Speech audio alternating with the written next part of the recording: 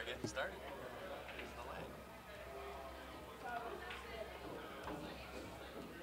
You want to do some guests? You want to go on as a guest?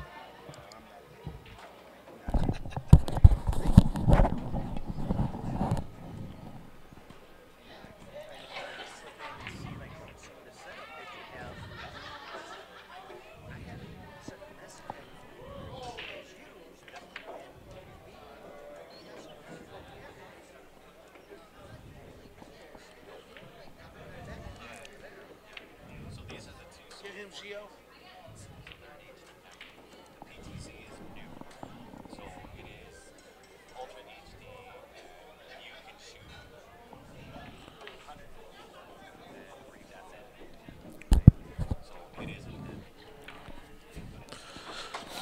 So Jason won the leg here. We're back underway. Hey, Royce Haro.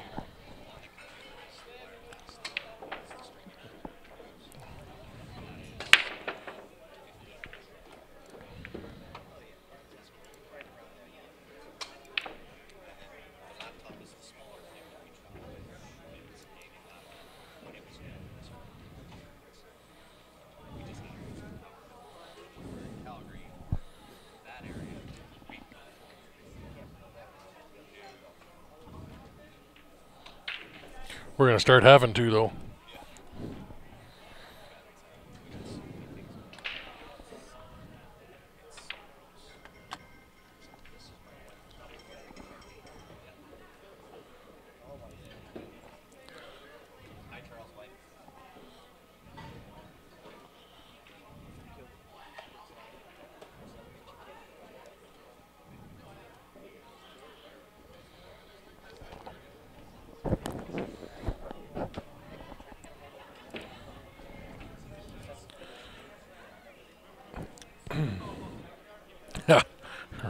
Rice is back.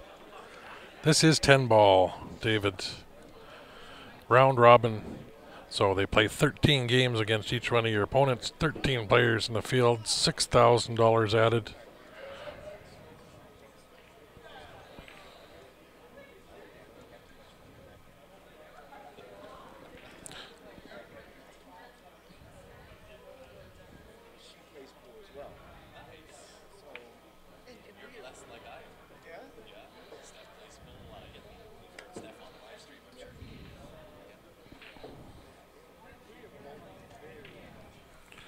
So Jason's just grabbing his extension here.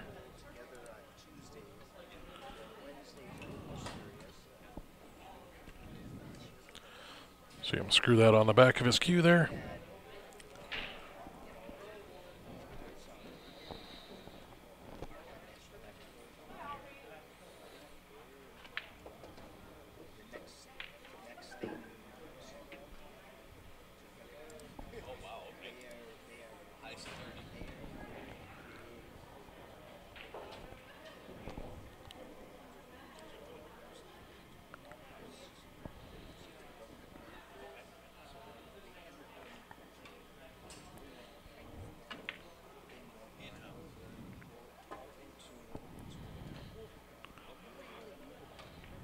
Yep, I mean, yeah, you get Alex Pagulayan, John, Jason here, Eric Orlifson, Stephen Holem. I mean, all those guys can play. I mean, you stick them in the qualifying, it definitely make the U.S. team stronger. It's all the U.S. has got. All those players, everybody at that level plays great. It's just the thing that Europe does is they play as a team. The U.S. players, a lot of them got too much attitude and all play great as single players.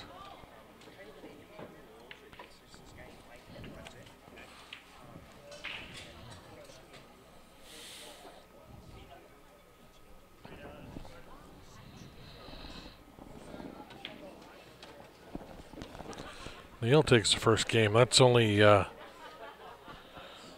That's Jason's fourth loss in 2 rounds.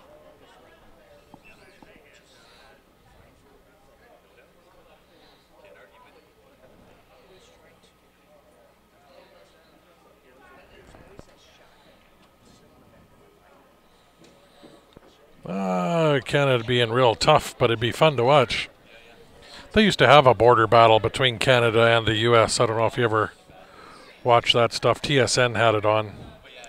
They had a border battle that used to play between Canada and the U.S. I don't even think about it, but at least I try to. I try to have a but it's a guy always mad about it. Get it the next approach. Right? Because the opportunity was I know he on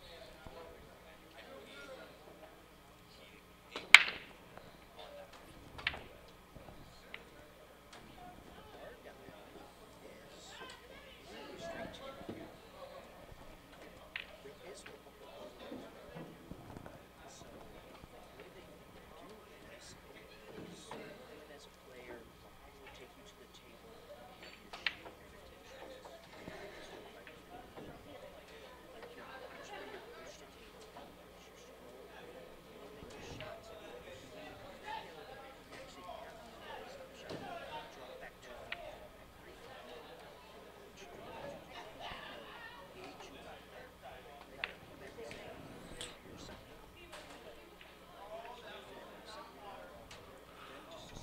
Well, we got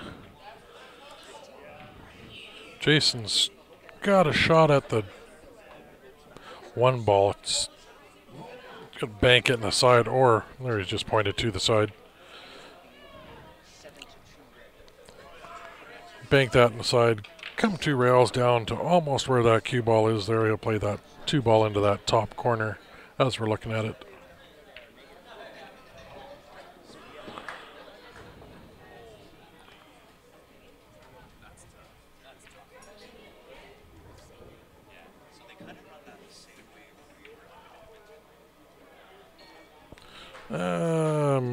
Okay, they had, if I got the name wrong on there, we'll get it corrected.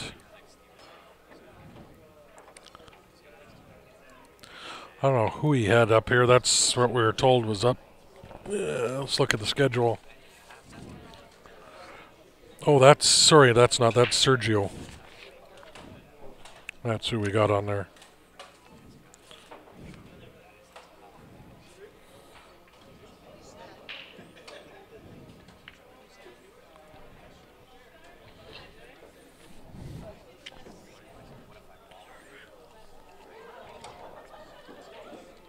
This is Shooters in Grayslake, Illinois, north end of Chicago.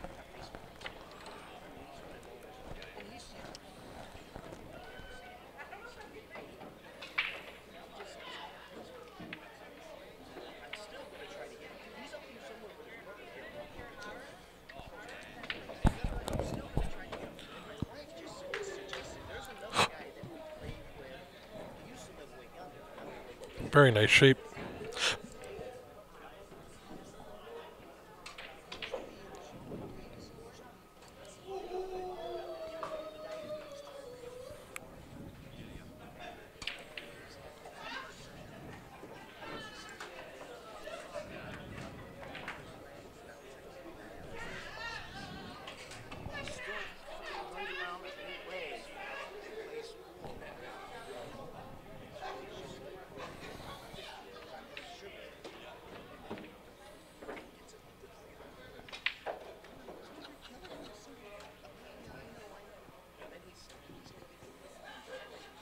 No, we didn't. We didn't have any money to bet anything.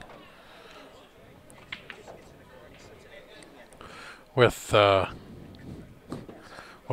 our raffles now being shut down for the time being, and then PayPal freezing the 2 accounts we had with almost $1,000 in it. We're out a whole bunch of money on these couple trips, so we got no money to do anything with.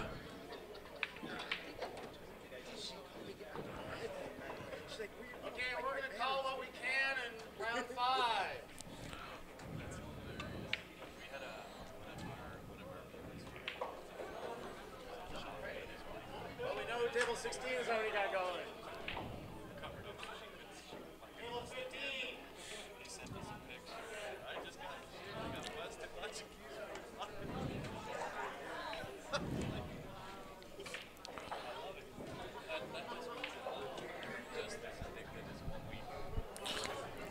So 1-1, we're playing 13 games.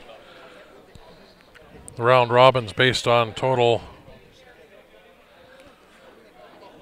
games won. So they'll play all 13 players.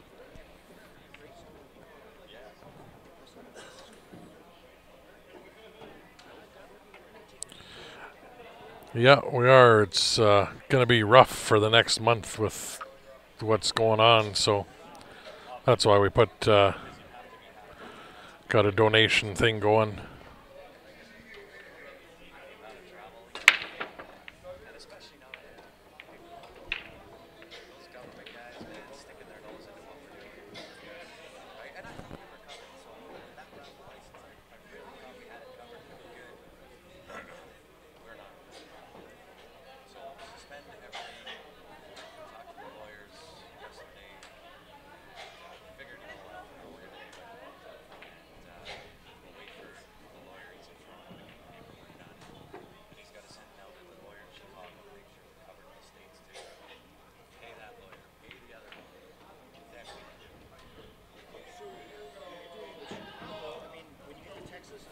Yeah, they're permanently frozen, is what they said, or disabled.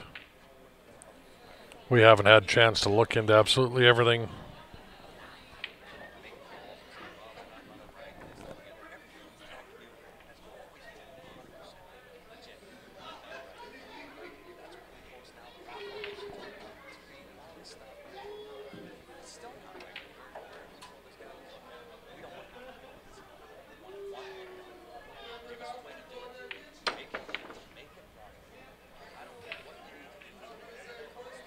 Nice jump, but he's left that 2-ball.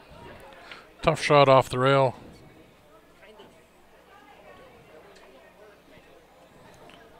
We have the zoom and instant replay running.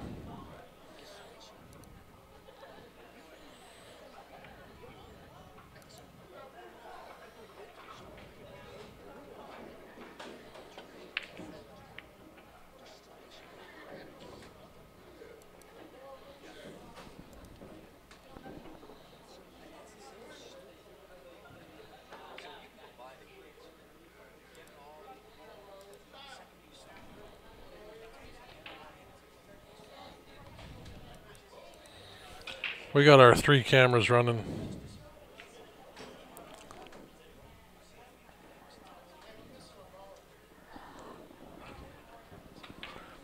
Jason's got that safe. He's going to have a 2-rail kick.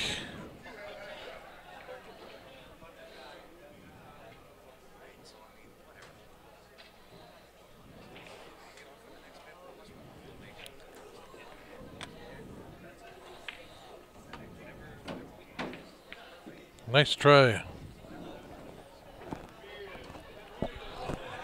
That opens up the table for Jason here.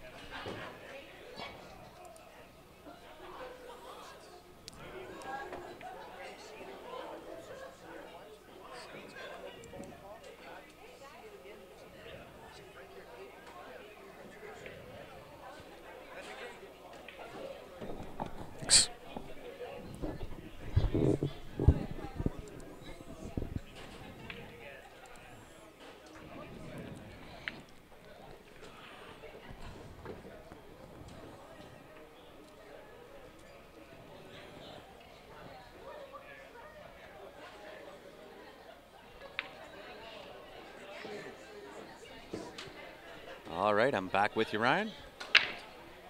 Sorry about that, guys. We were saying hi to Charles Blatt. Yeah, He came down, said hi. Another year, yeah, drove an hour out of his way to come see us. Absolutely. We love that. Yeah. He's going to call a couple other guys, see if they can get him down here to Nice. meet us. Give Jason a hard time. Yeah, we'll give Jason a hard time. Why not? So, guys, if you can help us out, share that stream. We've got 160 people on right now. Let's share it up. This is Jason Klatt at the table. Thanks, Brian. What's on the menu tonight? David, more pool, brother. Yeah, we got it going on all night. Yeah, we'll probably be in midnight-ish the way things are running. The way they're looking, yeah. And with Grant staying up partying until 5 this morning, that'll... I was not partying. I was excited. That's what it was. And we do have some bigger news to announce, hopefully later today. If not later today, hopefully tomorrow, because it's exciting stuff.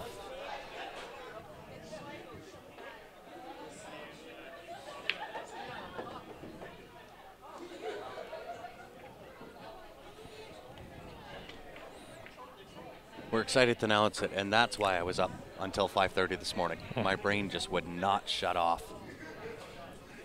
So I didn't go to sleep till 5:30 this morning. Well, I'd been up for almost 24 hours last night, so I wasn't staying awake. No. It's your turn tonight. Yeah, you were sawing logs with the best of the lumberjacks last night.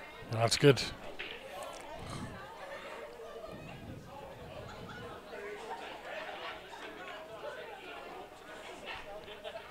So Sergio at the table breaking. And he's going to make the one ball. And not a real good shape on the two. Yeah. That 6 is going to be a little bit of an issue, but if he goes to the left side, so put the 2 to the bottom left. Go once over and back, he'll have a 3-5 combination. Yeah. Just got to avoid that 6 ball. Just like this. Absolute perfect. Watching the Ryder Cup. No Ryder Cup here. We got pool to watch. Nice shot. Controlled the 3 ball really nice. 3 to the 4 might be a little tough. He might be able to shoot the window between the 7-10.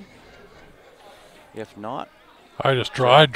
Big time draw all the way back down. Almost to the 8.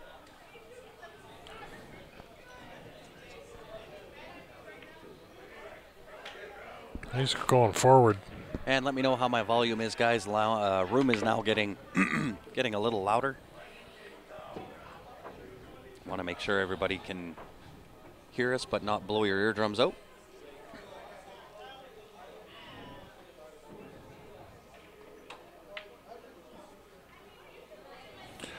Yeah, the 8's got to get kicked, or the 10's got to get kicked to generally move outside that circle there. Yeah.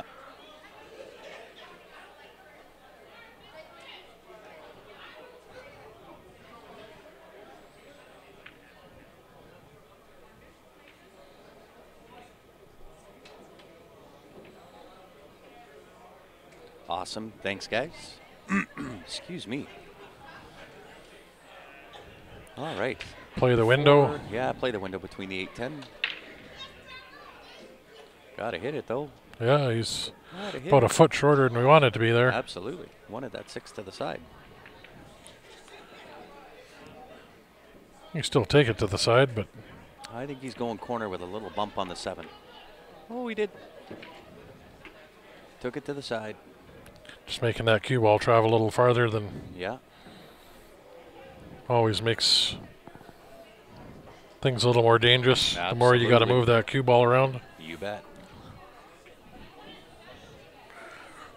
My luck, I play that and I end up frozen to a rail or Oh, yeah. sewer. Or Yeah. You and me both, but that's why he's a 7. What's his Fargo? 759. 759. That's why he's that, and we're not. Although from back here, I've never missed a shot from back here. You know what? Batting 1,000%. I'll play him a Fargo race any day for $500. I don't know. I don't even know if I would. I would. That's tough action. Especially 9 ball. Who's all in the round robin? Where did our sheets go? There are a total of 13 players that came out for the event. $6,000 added.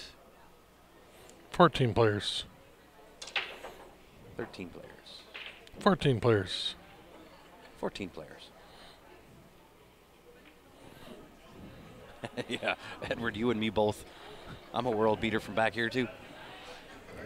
Yeah, he has a very, very smooth stroke. His break's been doing really well. Yeah, Jason's three balls. three or four on balls? a couple times. Yeah. He gets So there's two ways. I'll run through the player list, but it is also available on the brackets. That is available on the NAPT website. That is www.playnapt.com. And it's actually listed under Griffs under the ladies. Yeah. They haven't changed the tab on that. So if that one doesn't go to the 6, I can see him playing a safe. it Oh, goes, it to the goes. 6. So Darlene Dante, Max Everly, Neil Jacobs, Sergio. I'm going to guess at Rivas. Rivas. Adrian Beach, Jason Klatt, Alex Shapshevik. Hopefully I pronounced that correctly. No, you pronounce his wrong. It's good. He likes it that way. Yeah, he does. Thomas, I'm not even going to bother trying to pronounce that. Neil, same thing.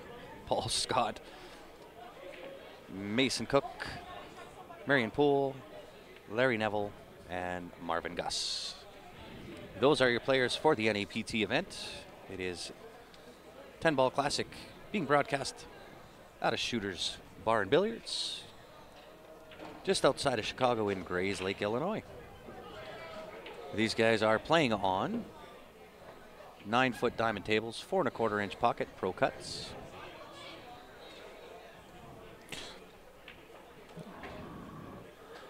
Where's John? John Mora. Oh, he's is playing a back big money up. match somewhere. Yeah, he's playing. He went home to visit his family. He's in Toronto, and from what we hear, he's playing a big money match out there. Yep. I don't know whether that'll be live streamed or not. He was scheduled to come to this event, but then had the opportunity to go home, visit his mom and dad. He's been taking up residency down in Texas, hanging out with his girlfriend, and took the opportunity to go home, visit the family. Yeah, I don't think Jason would play me a Fargo-rated match if he saw my Fargo. He may. That'll be a good shot. Might have got a little straight on that. A little to the wrong angle on that, actually. Be somewhere in Push forward. somewhere in the neighborhood. He'd have to win 15 games. I only got to win 2. Yeah. I don't know if he would. I don't know. You back me if I can get that set up? I don't know. I'd have to think about that one.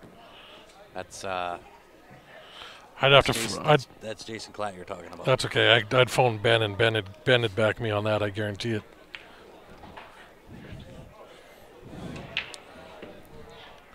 I actually played a little Scotch doubles with Jason when we were up 2 years ago in Four Bears Yes. in the penthouse on that table. Yep.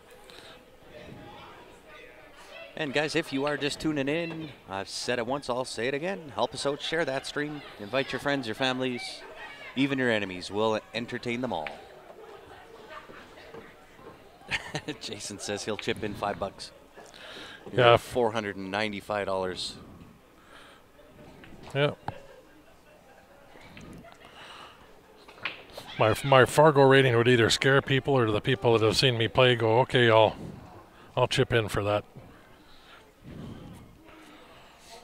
That's because your Fargo rating is false. It's dead accurate the way I played. It is It was not dead that accurate. I think you're fibbing a little to the point it's starting to stink over at this side of the camera.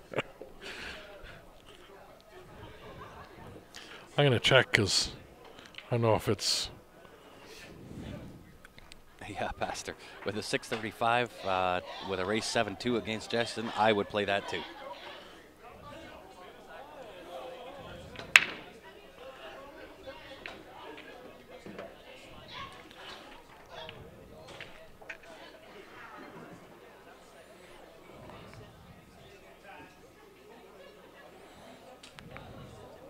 Mine's a 333 and I play like a 225. Oh my. Don't listen to that. All of our regular viewers know don't listen to that.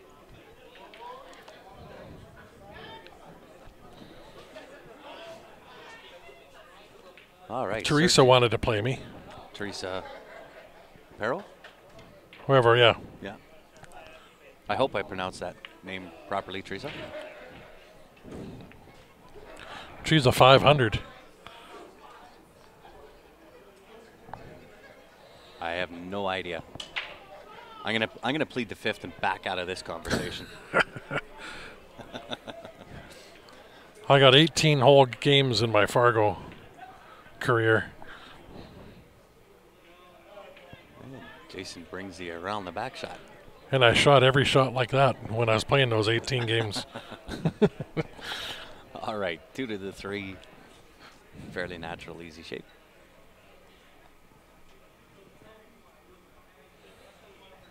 I don't even think he has to worry about the scratch. 6 is in the way. Feel free to swing away, sir. 3 to the 5 again. Natural. Should be a fairly elementary run for Jason here. Yeah, they're sitting pretty good. It's that 9-10.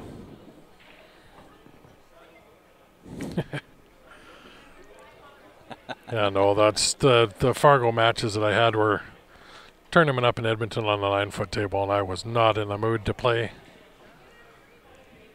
He was all grumpy of sorts. Oh yes, you guys forced me to play in that thing. It's because you need to start playing.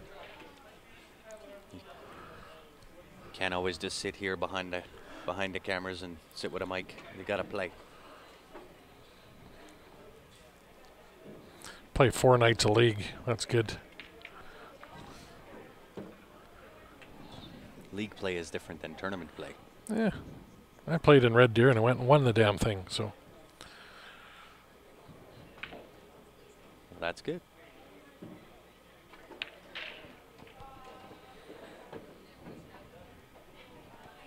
Are we the same Fargo? Nope.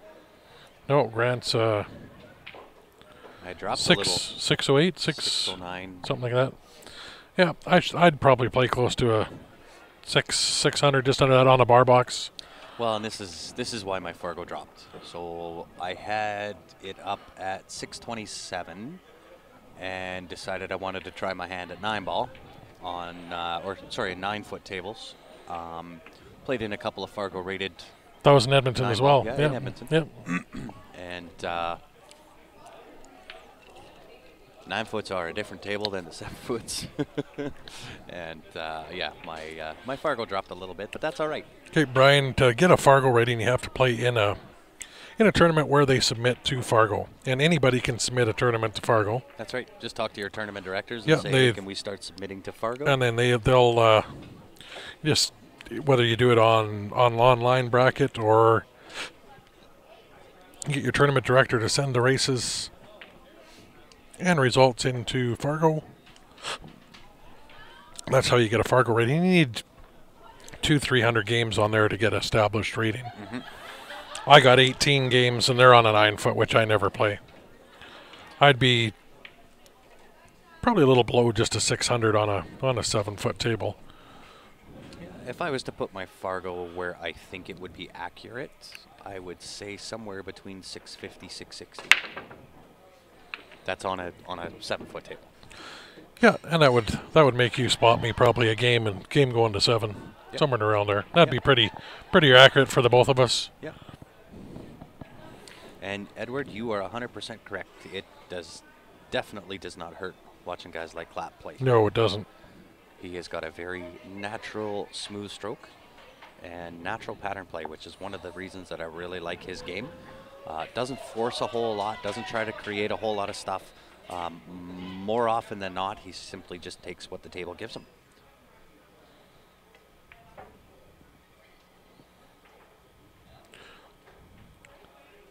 He left the window. I think he was trying to hide behind the 9 or the 6. Yeah, either the 6 or the 9, yeah. But tough to get back down table here. You got to put a good stroke on this.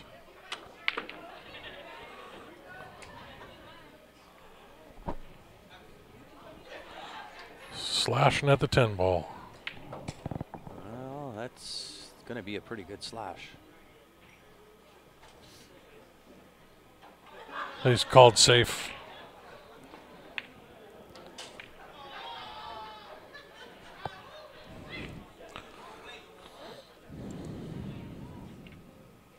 I agree. It's actually one of the things that I somewhat credit my my game with is the ability to sit back here.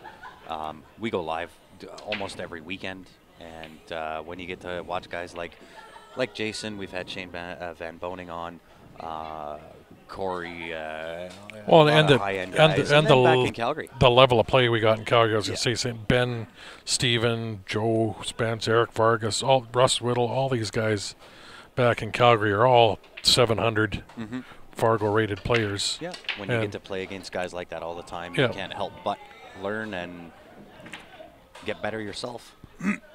Microphones need to be equalized. What do you mean, huh? Who's louder and who's not? That's about as equal as we can be. And the volume, it just all depends on how loud we're each talking. One of you are loud as hell. Blowing us out. Would that be me talking? Oh, there, it's probably me talking like this. Is that too loud? Here, I'll turn Ryan's down a little bit. You loud.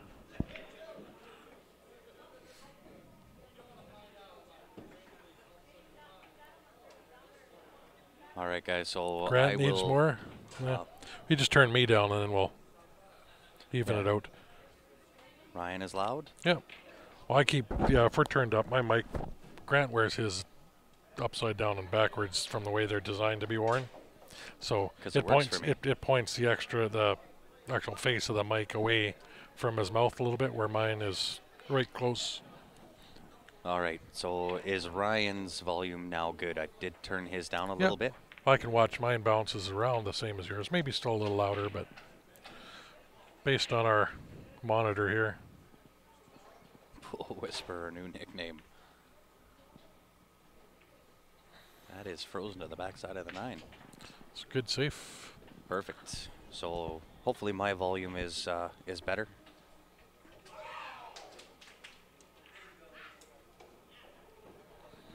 There Hey, we you go. bet, Pastor. Much appreciated. I think we should have stolen a couple chairs from Griff's. Yeah. It's getting it on the way back. Ooh, unlucky into the side. All right, I'm going to turn my mic around. So I'm going to turn my volume off, then I'll turn my mic around, and then I'll come back and see how that volume is.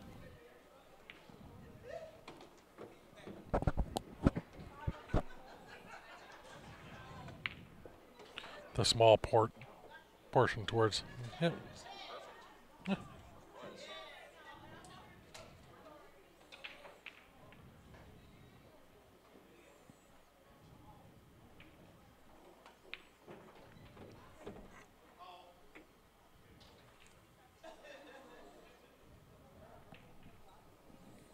All right, so mine was actually where I kind of wanted it to be. So hopefully my volume is good. Fargo will be a good system, but everybody's got to start using it. Well, and you need to be consistent with it, right? So for those that are playing in a tournament that doesn't report, the tournament director and whoever is doing that directing, it's kind of important. If you're going to start to do a Fargo rated tournament, then be consistent with it. Right? Fargo can be blamed for a lot of things, but when you look at the consistency, that is going to be on the shoulders of those that are running the tournaments to make sure that they get those match scores in so that Fargo can report properly. Turn my mic up now. Okay, hopefully that's a little better. So I have now turned my volume up, Ryan's volume down. What are you doing? Now you're messing with it again. No, my gain was turned higher than yours. That should be a little more even, I think. I don't think we have ever had this much issue with sound. Should be a lot better now, I think. Mine should be a little quieter. Grant should be a little louder. Perfect.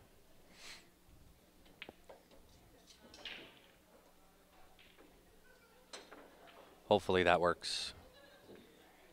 Well, some of those I should look at the dials a little closer as we go. Some of them get messed around as we travel. It's only about 8 or 9 adjustments for each of the mics on that thing. Yeah. All right, Sergio into break. Down 4-1. See if he can claw one back here against Jason. Makes the 3 ball. We'll have to try one day if we got our big soundboard. It's got sound effects. We can change our voices. Yeah, we'll sound like squirrels. Mickey Mouse, and, yeah, chipmunk.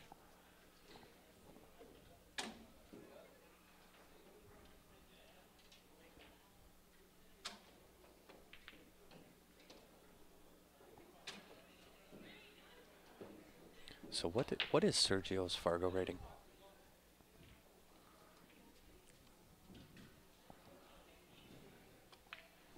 I'll look that up.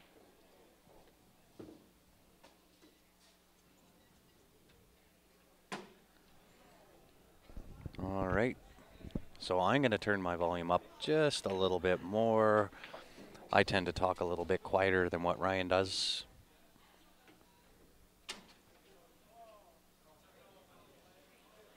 Sergio's is a 723. 723. He's got 4,289 games in there. Wow.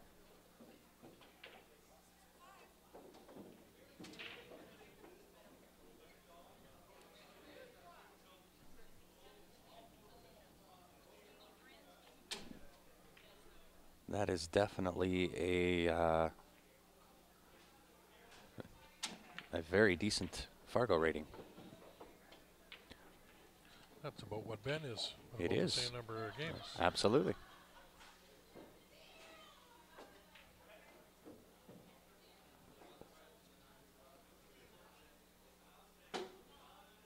Hopefully we've got it all corrected out and figured out with sound now.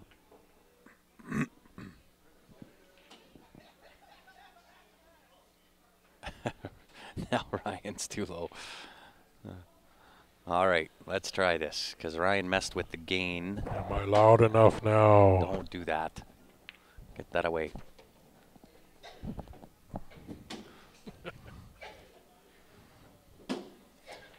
I think I had it all set with the volume, and then you messed with the gain. I think now we're good. Now we got to be good. Oh, no.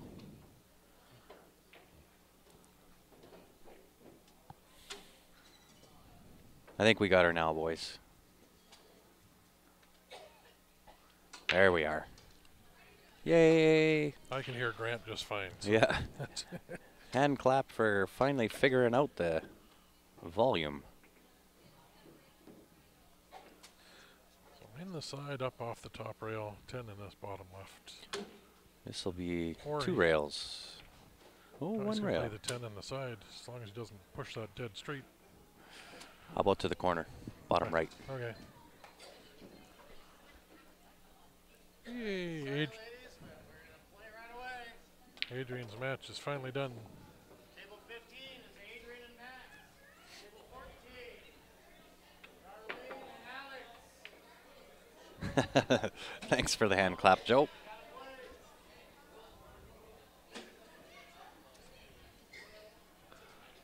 I'm not sure. Looks like Jason went for a break.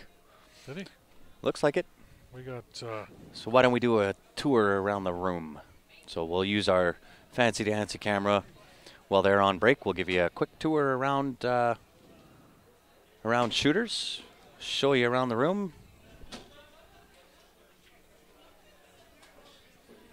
So there's us sitting back there by the brick wall. I am Grant. This is Ryan. And we'll go around the room. There we go. These are all 9-foot tables in the playing area here. Thanks, John. Appreciate that. 9-foot tables back that way. Couple 7-foots down there. Couple of spectators. Yep. We'll zip around again, all the way around. That's a cornhole behind us. You can see there on the ground. Yeah, so that's the thunking that you guys hear. There's Charles. Say hi, Charles. He's the one that came and said hi. Hey, Corey, how are you? So there are the 7 foots 7 up on the top. foots. Yeah. And back to the spectators. Yeah. So Jason is now back. So we'll get back into the action. Hey, Bill. Thanks for tuning in. Still light there? Oh, yeah. Still light outside. Current time in Chicago is 6:09. 10 after 6.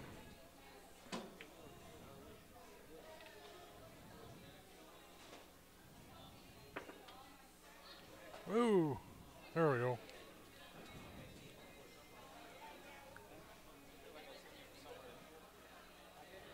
Hopefully nobody got motion sick off that fast camera movement.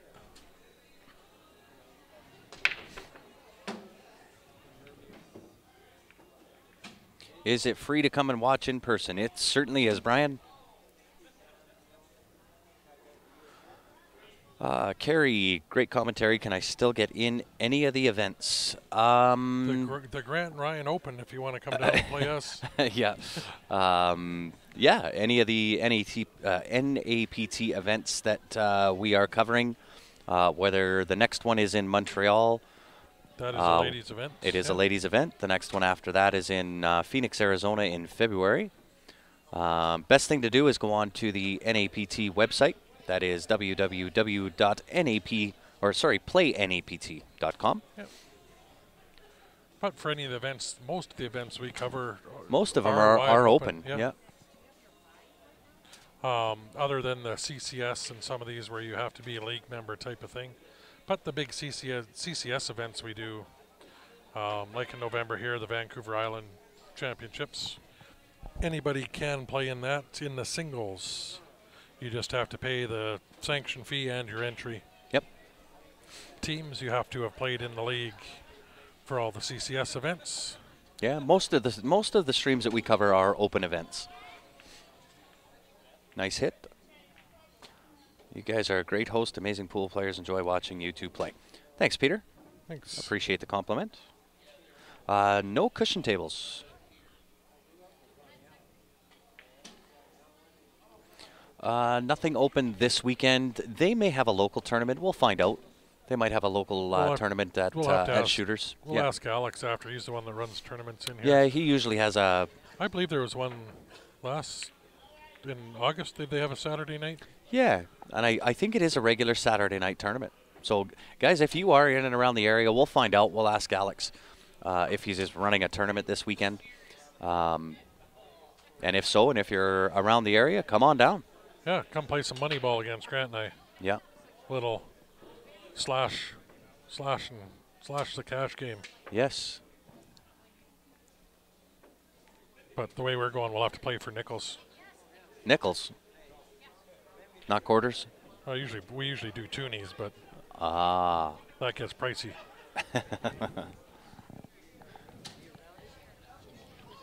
Thanks. Martin, how are you? Thanks for tuning in. And guys, I'll say it again.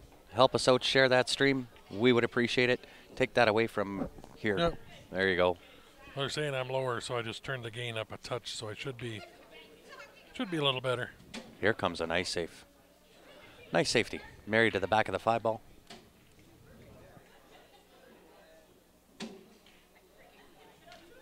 Nickels, Brian. Nickels. Nibbles. Depends Not on nipples. Depends on how big they are. No, it doesn't. We don't. Okay. No, nickels. Oh, okay, nickels. Nickels. Nickels. U.S. nickel's worth a little more than the Canadian A nickel. U.S. nickel. We'll play for a U.S. nickel. It's worth about 6.5 cents Canadian. We don't know yet. Not 100% sure what the payouts are yet. Adrian Beach is the president of the NAPT who does all the payouts. And being that this is a round-robin event, she has not had the time. She's been on constant play since we started this morning. They're going to pay out the top 8. That probably won't come till tomorrow morning because after this she'll have the time to figure out what they're going to do, but first place is worth a bunch. There you go. Alex runs a big table weekly tournament every Sunday afternoon and a weekly bar box on Tuesday nights.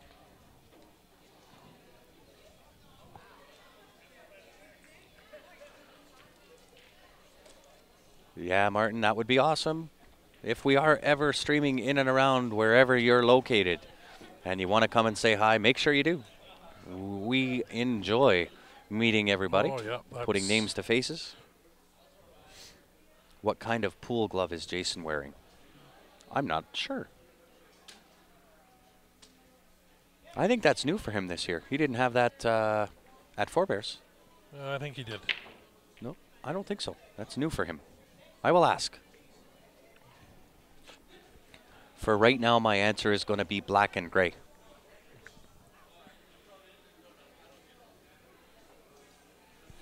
But I will find out what brand that is. Do I play one pocket? No. Ben Francis, if you're a regular viewer, Ben Francis definitely plays one pocket. I've played a few games for fun. Just in Yeah, the pool I hall. have. I have never played. Ben and I play a lot of bank pool. Yeah.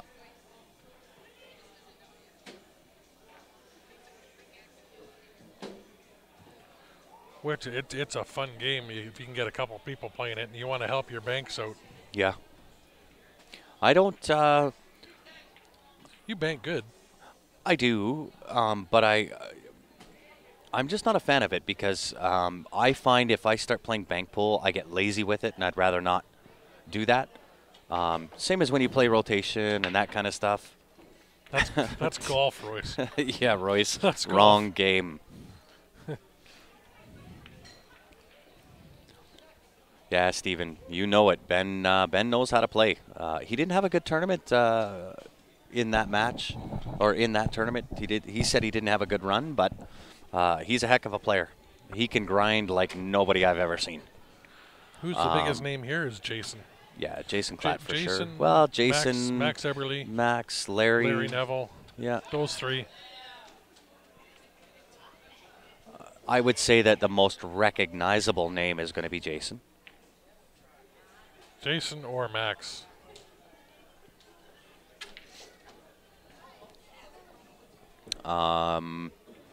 What was I saying now? I totally forgot. Had a mind blank. Ben doing something or other. Oh yeah. So same as when you were talking about one pocket and bank pool and stuff. Same as when you play rotation. It's kind of a slasher game. I don't like to practice that way. I find, and I'm speaking for myself only. I find when I play like that, I get really lazy, and my mind automatically adapts that, and it becomes a conditioned response for me. So it actually detracts from my game. So I stay away from those.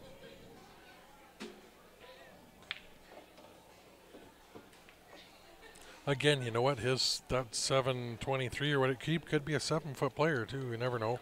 8-ball. Yeah, it definitely could be a 7-foot player. On top of that, I don't know how much he's played on a stream table. Yeah. Right? It does add that extra layer of pressure. And if you're not accustomed to playing on a stream table, and you know, I mean, we've got 240 people on watching right now. By the time the finals get done, we'll be in and around 5, 6, maybe 800. It does add that extra layer of pressure.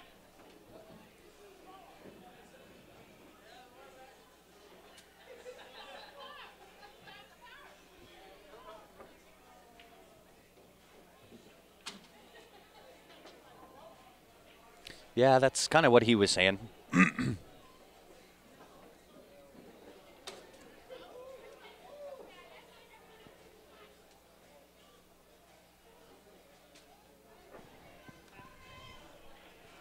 Yeah, it looks like Sergio's kind of hit a gear here.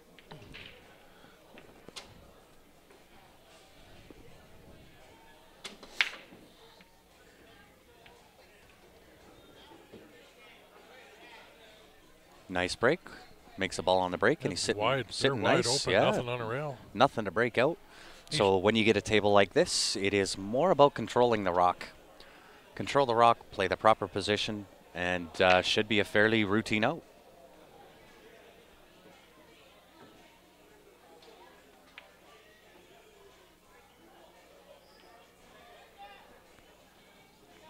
Nice. You gotta like that, Martin.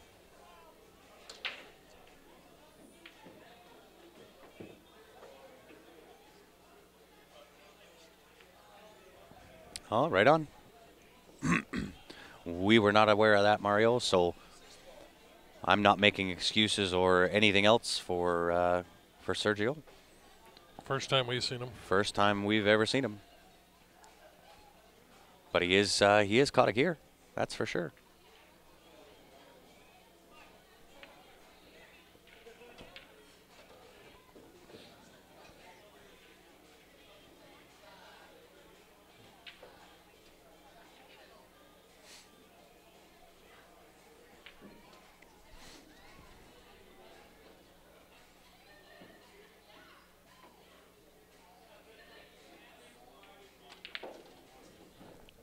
Might have overdrawn that a touch. Oh, yeah. He should be able to go back and forth for that 8-ball. I can't tell by the angle here whether it goes to the side or what he wants to do with it.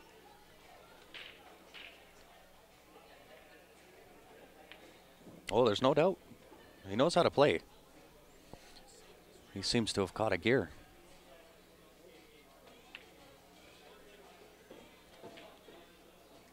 That should work out really well.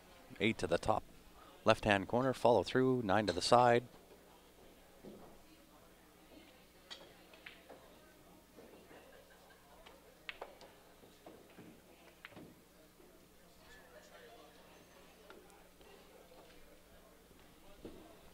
He wanted to be a few inches farther than that, but that'll work.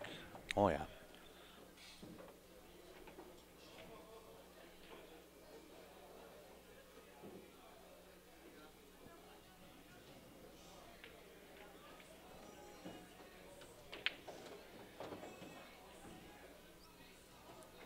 Nice shot. 3 rails around. Yeah, I think, Mike, that's when he took his break.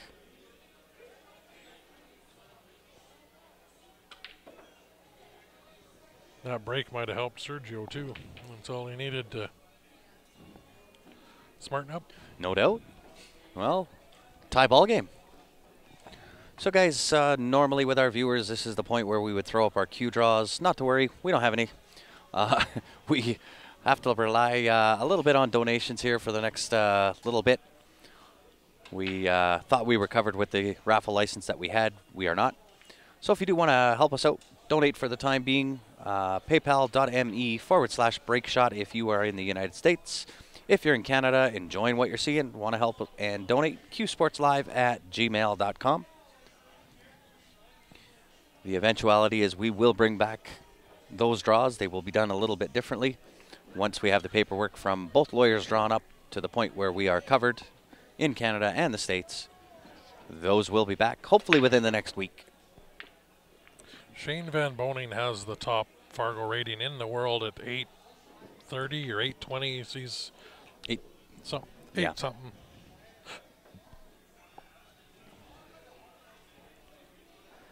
According to the BCA, above 710 or something is. Isn't Copenier number 1? No. Or did Jason take it over again? Jason. Or Shane. Shane's always been number 1. Since I've been looking at it anyway. Where is Shooters located? States. We're in the north end of Chicago in Grayslake. It's Grayslake, Illinois. It's just north of Chicago.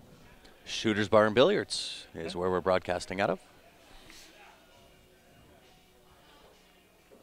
We were here in the middle of August. Next NAPT event is a ladies' event in Montreal. Yep. And then after that, it is in the one that we're doing is, or next 2 we're doing. One's in Montreal, the next one's down in Phoenix, Arizona in February. Good time to go to Phoenix in February.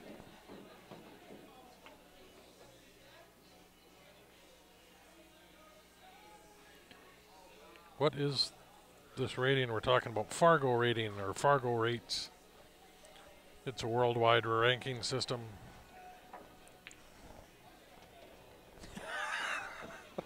You can look up their website. Shane is an 819. Jason Shaw is at 814. Sound is back. I didn't know that we cut out on the sound. Yeah. I don't think we did. Oh, I know what we did. Sound is back. Got to add the sound to this one. Ah. Just because when that replay goes, and you got to clear the replay from this level, it was clearing the sound off. So I gotcha. Grant will do his spiel again. Not right now. after About that donating.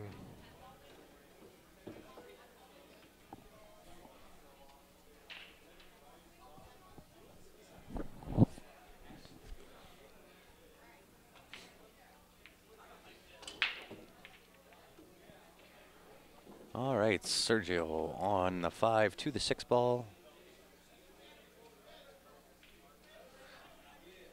Yeah, it was just when we brought up that that poster with.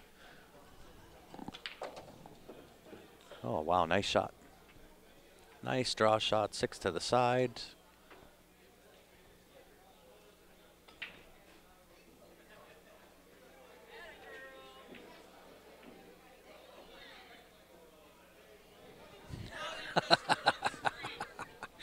That a boy, Martin. I love it. I'm gonna start stealing that one.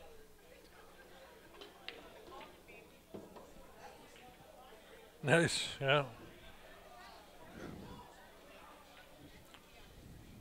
Pool porn. Q Pool Sports porn, Live. you bet. Maybe we should rebrand. Yeah. Instead of being called Q Sports Live, we'll be called Pool Porn. Pool porn live. Pool Porn Live. That has a double meaning. Does it? That can be taken a couple of different ways. Yeah. Swimming pool porn.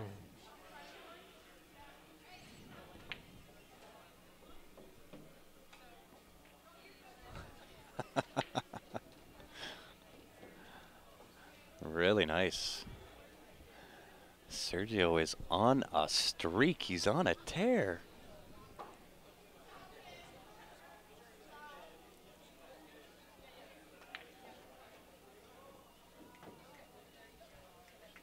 Yeah, viewership would definitely be up there for a bit. Slams home that 10 ball. Then some angry messages. Yeah, followed by an increased viewership, followed by an increased angry message run.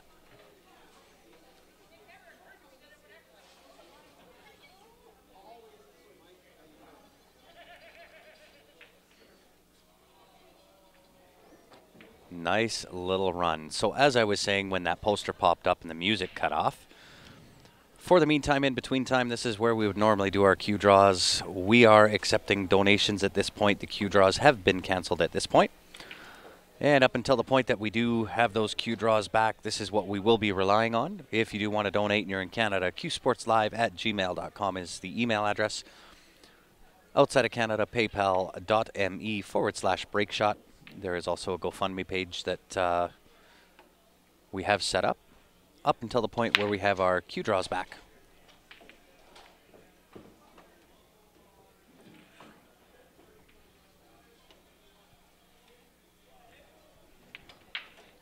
So if you are liking what you're seeing, want to help out, donate. Of course, we understand everybody is in a different financial position. And if you're not in the position to donate, the best thing you can do for us is help us out and share that stream.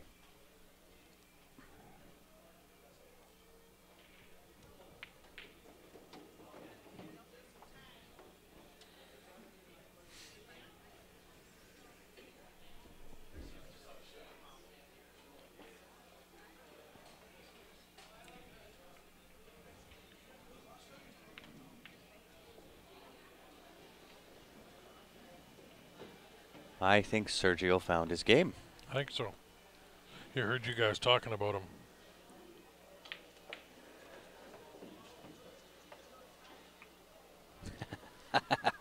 Thanks, Charles. Thanks. We appreciate that.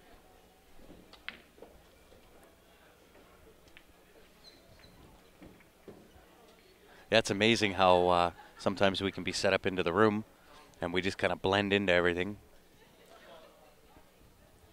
They do have us hidden behind a brick wall. We are hidden behind a brick wall.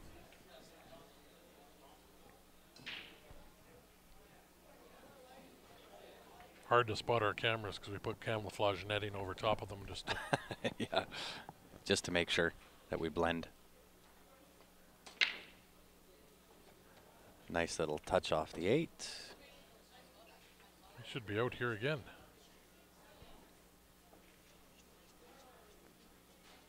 He definitely could be. This is going to be a little touchy shot here.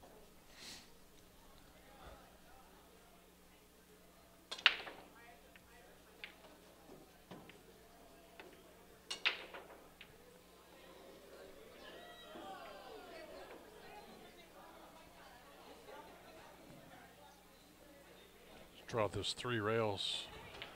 You could go 3. Around the world. I'm a fan of just pocket weight with left hand. Go off the end rail and just stick.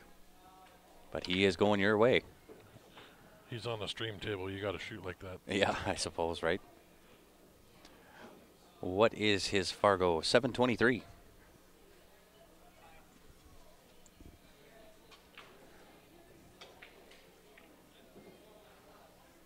And he has definitely picked it up. He's putting on a clinic of perfection right now. Yeah.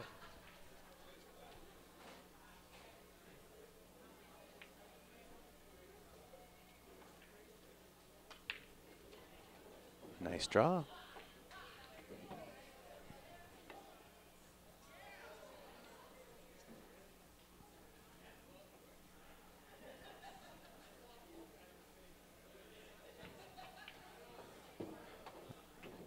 Nice shot. Leaves himself some nice angle to put that 9 into the side pocket. Roll on down for the 10 ball to the bottom right hand.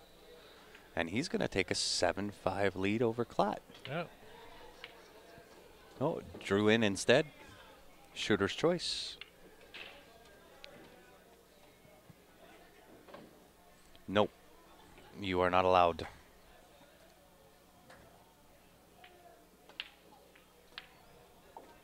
I know that there are other streaming companies out there right now that are doing that. It is 100% not allowed, which is why we were talking to the lawyer yesterday. We wanted to make sure that when we finally get this thing figured out, we thought we were covered with the raffle license that we had, but once we get it figured out, we don't want to have to go through it again. So we did have it figured out. So yeah, we do have it figured out. what we're going to do is sort of a coupon pack. Yeah. With some of our advertisers and different deals off of stuff that people can do for $20 price of a ticket. Mm-hmm. With that, you get a free entry into a Q giveaway. Yes. And that way it's legal. Yes, the value pack is what you're purchasing. Within that value pack, you get an entry into a pool cue giveaway. So within that value pack, you'll have like a $10 off of a jam up shirt, and whatever else we're going to come up with. But it is in the purchase of actually buying an item that makes it proper. And we'll get more into the details once we get everything kind of figured out with the lawyers and they have all the paperwork drawn up. And it's actually got to go to 2 different lawyers. The guy that's doing it for us in Toronto, he's then got to send it off to a guy in Chicago, an attorney in Chicago.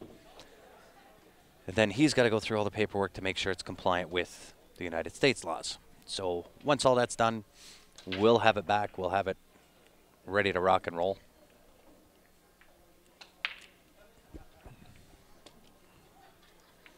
But up until that point, it is strictly on donations that we'll be doing. Yeah, we need to rely on that for the next couple tournaments to make our money that way. Mm-hmm. Barry, that was actually Ryan that commentator cursed. Commentator cursed? Yeah, commentator cursed Sergio, yeah. Jason owes me. Jason does owe you.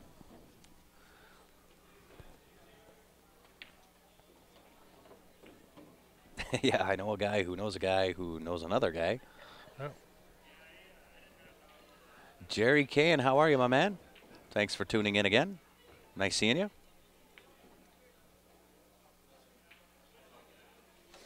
Not at this point. So the way that we had it done is we had a raffle license that we utilized while we were in Calgary.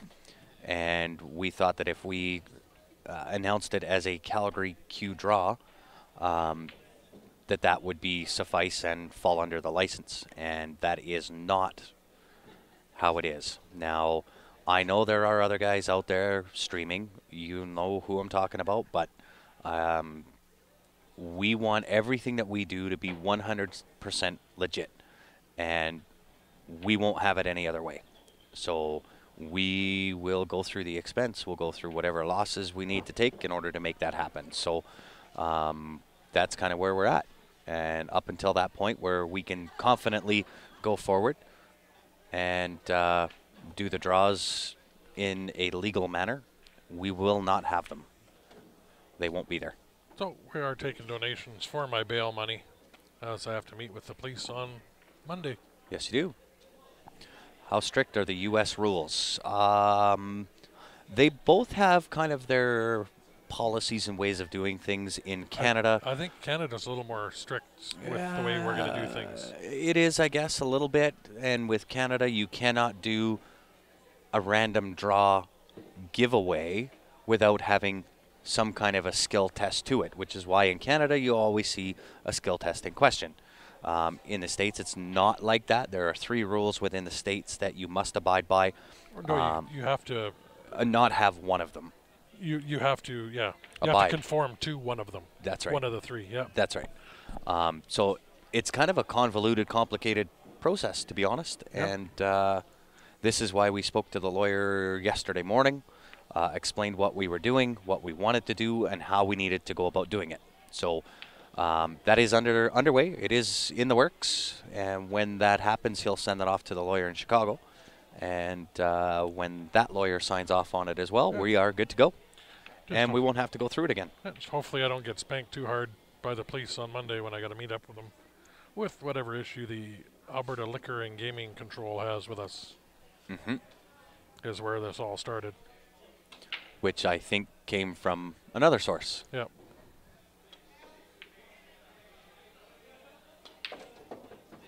Oh, wow. So that was a really nice shot right there. If there is no stream next weekend, you know I'm in jail. We'll put a post out for Ryan's bail money. I really don't think it'll be that bad. We did talk to the police. They said it's not a big deal. They want to come in, make sure we understand the rules and regulations. So they say till they arrest me. They just don't want me to stay in the States.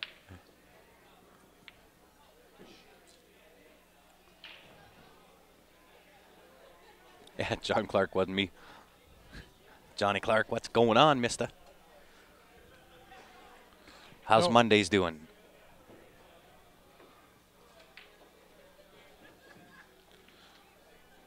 Well, they can be anywhere from a fine to jail time.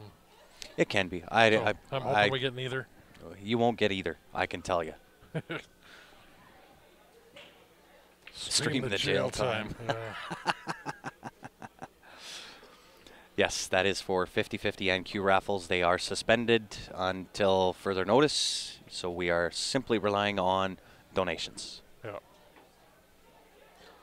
Good afternoon, Zach.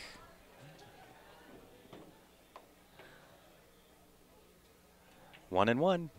That's all right. We'll take it. Jason wins 7-6. Jason does win 7-6. So. Hill. They're ahead of the rest of the games here. There's 7 over there. We can go to Max and Adrienne. Are they playing? Yeah, lifetime probation.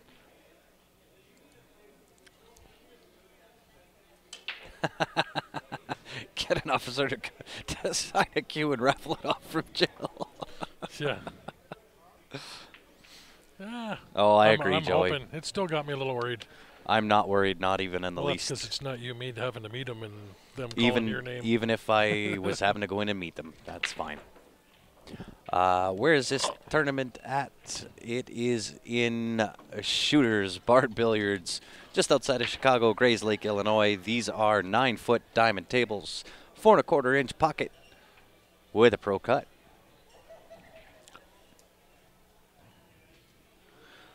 So if we flip over to scoreboard 5, just trying to line up what we got going on.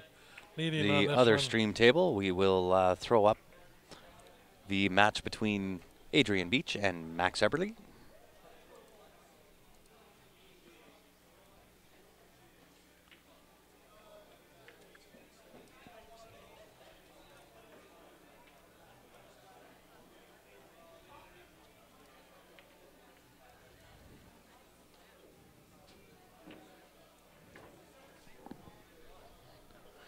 And just while Ryan's switching things over, I'm going to go check the weather. I'll be back here right away. I'll leave you in the capable hands of Mr. Ryan Epp, and I will be right back.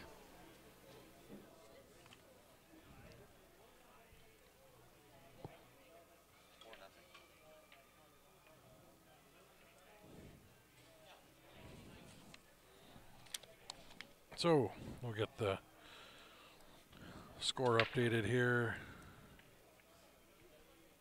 And there we're at.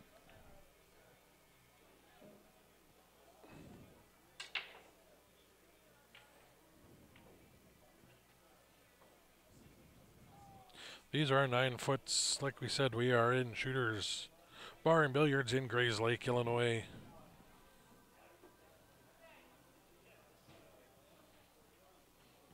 Who won? Jason 7-6.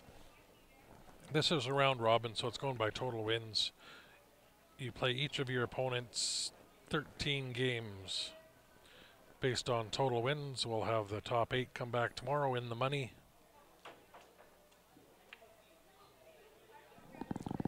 Aside from the police and pay, no, we're going broke.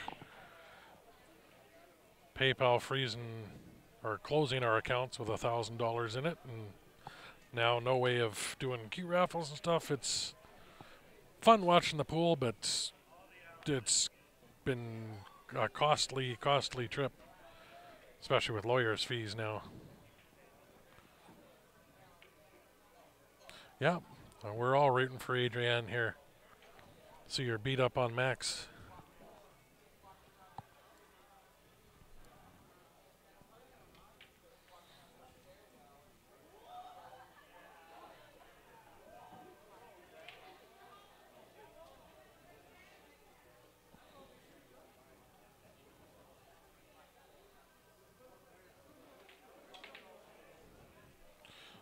I'm hoping it gets sorted out soon or we won't be streaming much.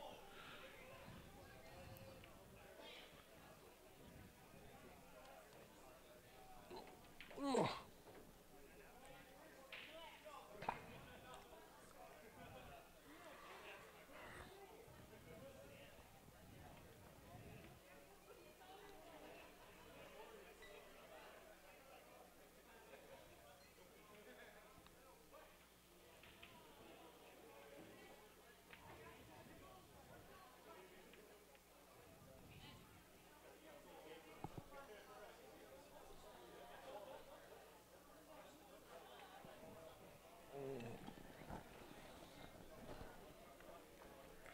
So it looks like Max has got everything set here. It's got to go way back up table for that 4-ball.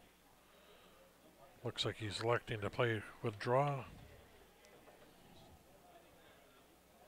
These are 9-foot tables.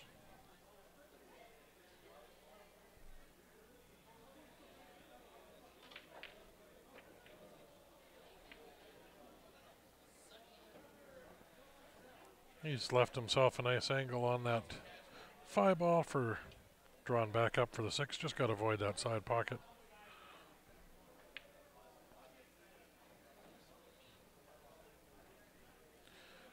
And he'll play that 6 up off that top rail.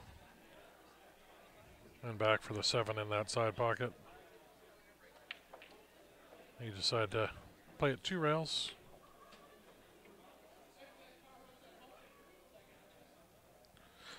Because of the raffles, Ted, they don't like we were saying, no comments and stuff on PayPal. They shut down 2 of our accounts with over $1,000 in it, so we're left owing for $1,000 queue that we got to now make up the money for, and lawyers' fees, and can't do 50-50s and draws, and that's how we make our money doing these tournaments. We get cover our expenses and some of our profits based on those key raffles and 50-50s. So unless we get that sorted out and doing that, we cannot afford to continue doing this.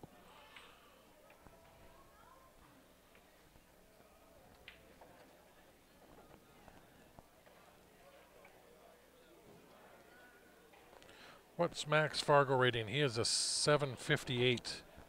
1 point lower than Jason Klatt.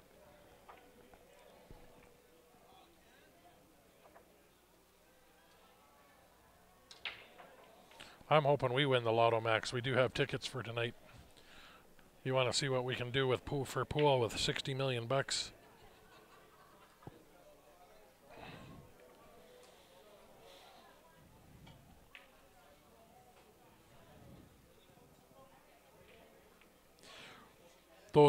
Neither one of those work in Canada. Billy, we looked into that. It's tough. I mean, with PayPal, with this new system we got worked out with the lawyers, PayPal should have no issues with that. I don't think. Because what you're going to be doing is buying. You're actually buying something tangible. Yeah, it's basically like a. It's like a student union ticket pack or coupon discounts. Discount book. You're just entered into a giveaway when you do that. That's right. And for every one you buy for the $20, you get an entry into that Q giveaway. That's how it's going to work. Yeah. Yeah, we looked into all those options.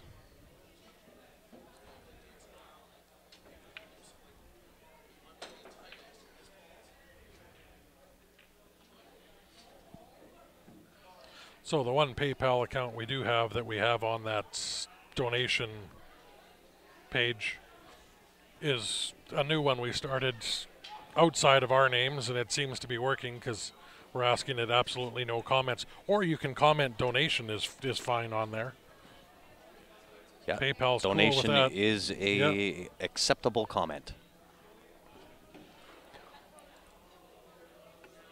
And while we're waiting for Adrienne to shoot, that's the one there, that paypal.me/breakshot, if anybody's interested, or e-transfer, qsportslive@gmail.com. And the GoFundMe account will we'll put up after the link. next break. Yeah. We do have that as well. So that's what we got to try to survive on for the next tournament or two here.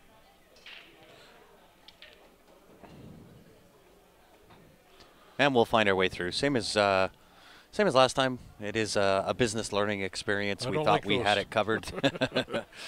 We thought we had it covered with the license, but that is not the case. So, guys, out of curiosity, any new viewers viewing Q Sports Live for your first time?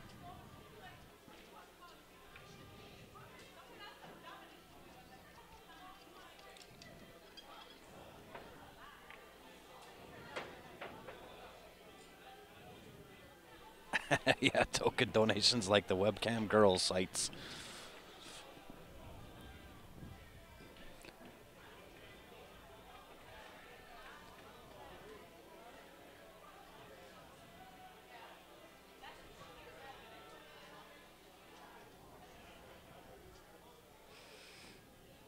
Sophia, thank you for tuning in and welcome to Q Sports Live. Appreciate you tuning in.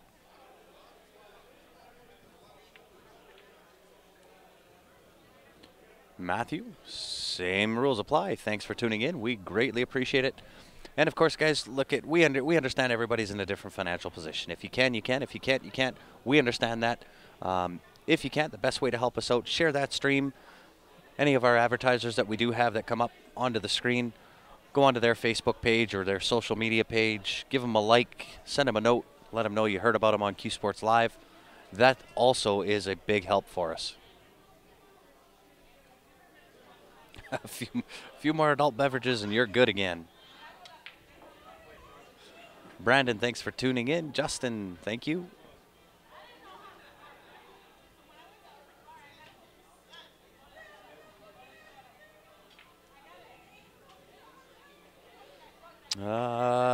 Don't think that was quite the issue, Stephen. PayPal always makes their money. Oh, yeah.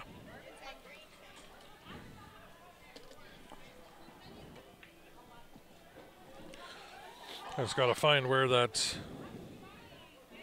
GoFundMe thing was I created. Just shared it on my personal page, but I got to find the link. All right, Adrienne is at the table. She does have the option here, off the 3, pocket the 9 ball.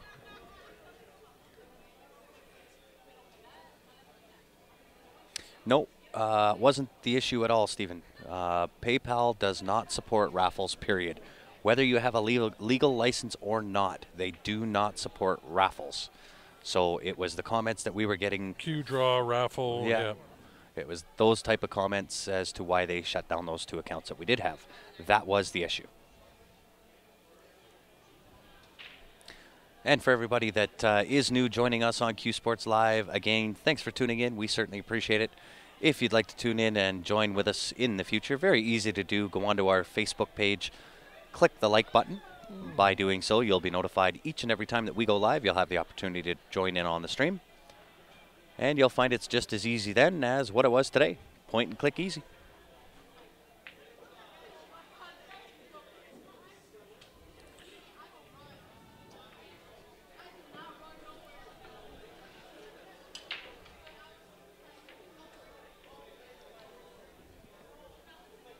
Thanks, Royce. Yeah. You Well, have too many BK rushes. Well, we can help you with that. yeah, that's not a bad problem to have. They take the money, Jason. When they shut down your account, they take it. qsportslive@gmail.com. Absolutely, if you're in Canada. It does work in some states in the United States.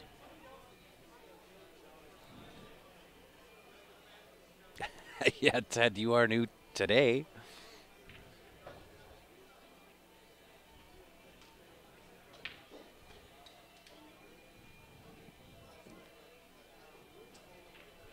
Yeah, us too, Stephen. And I'm sure, you know what, I'm 100% sure that's not going to happen. The officer did mention when we talked to him that it's not a big deal. He wants to bring us in, inform us of proper policies, procedures, rules, regulations, all those kinds of things. Hopefully.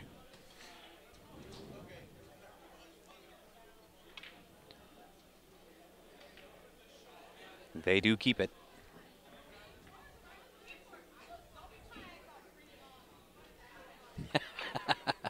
There you go, Ted. Thanks, Mandy. Much appreciated. Oh, right on. Thanks for the info, Teresa.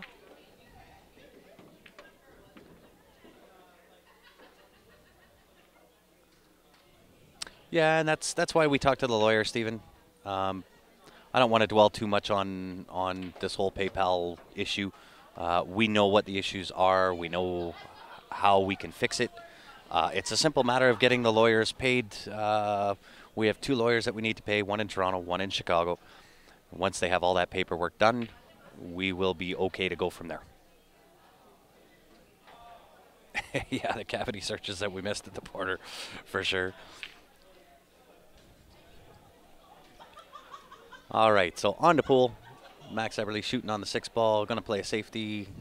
2 rails in and back. Really nice shot.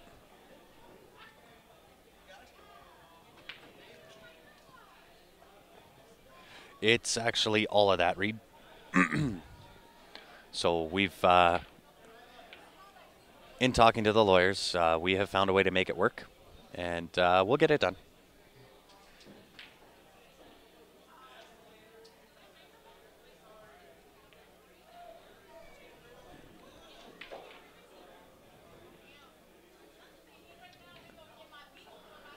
Adrian came really close to that safety there. I'm pretty sure Max can see that 6 ball. Probably go forward out 2 rails, 8 into the bottom left-hand corner. Oh, out round 1 rail. Tough for me to see the angles from the position that I'm in. The table that you're looking at is the second stream table, so it is away from us by, I would say, 8 or 9 feet. Nope, we are suspending absolutely all and anything to do with anything with a raffle.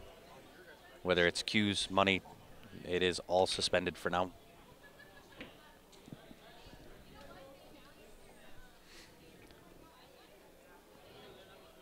Correct score now is 6-0 for Max.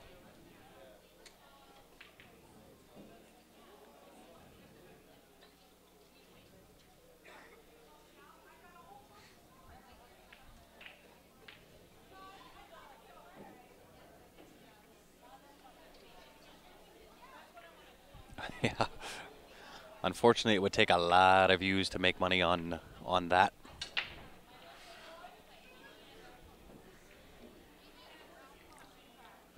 And we do stream out to YouTube now. Yeah. We I just shared that GoFundMe link. I don't know if we can get it on here. Shared it to our page again. Or you go to GoFundMe and search my name, Ryan Epp. It will pop up. You'll see the Q Sports Live logo there. Yep.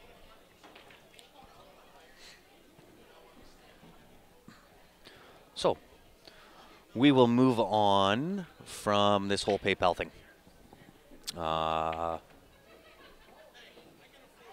Yeah, Ron, absolutely. He will be going live, I believe, tonight, if he has time to set up. I know they were starting at 7 o'clock, so I know that they were just about to arrive in Moose Jaw. So it will be a triple stream weekend. Tonight will be double. We'll be live out of Grayslake here. Ben will be going live out of Moose Jaw. Should be starting up somewheres around 7, 8 o'clock. And tomorrow we will have a triple stream. So we'll be live here in Grayslake. Ben will be live out in Moose Jaw. And Stephanie and Valerie will be live out of Red Deer.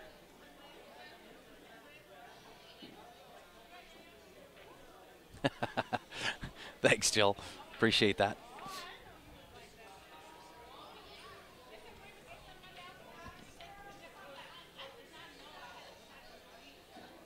All right, so we have Max Eberle at the table.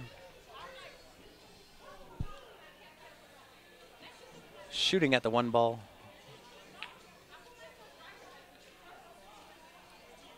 One kick to the bottom right-hand corner.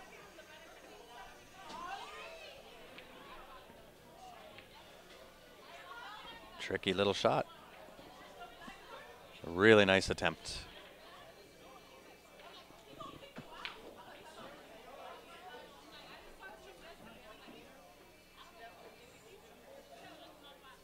Yeah, Jason, we'll be in the East Coast. We'll be in Moncton this coming weekend. And we will be there in PEI.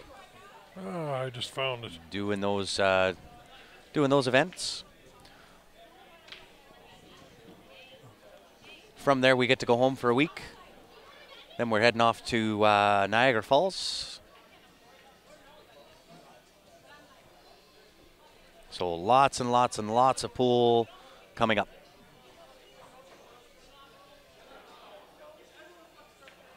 Who are the announcers? It is myself. My name is Grant. Sitting beside me is, of course, the one and only Mr. Ryan Epp. Hello. So, there is that GoFundMe pinned to the bottom of the page. I figured it out finally. And welcome to the live stream, guys.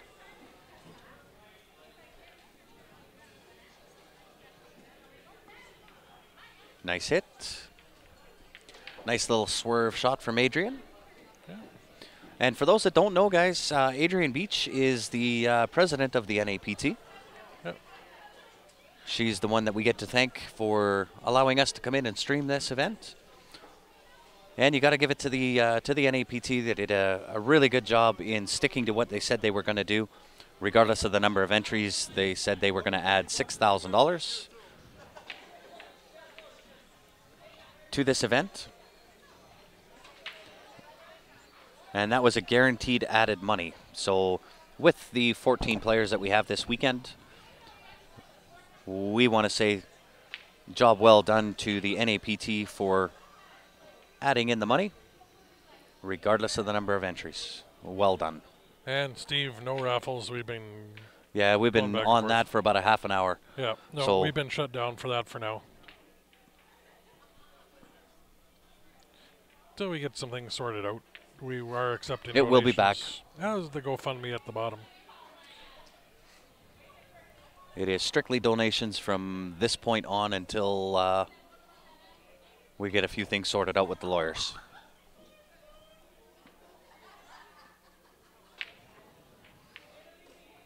And hopefully, guys, this is the last bit I'm going to say on this whole PayPal issue. But hopefully everybody understands it is us wanting to do things above board, both hands on the table, everything done in a legal fashion so that there is no worries for anybody, whether you're a viewer, a purchaser, or on our side. We Yeah. want to do it straight up. More than that, Steve.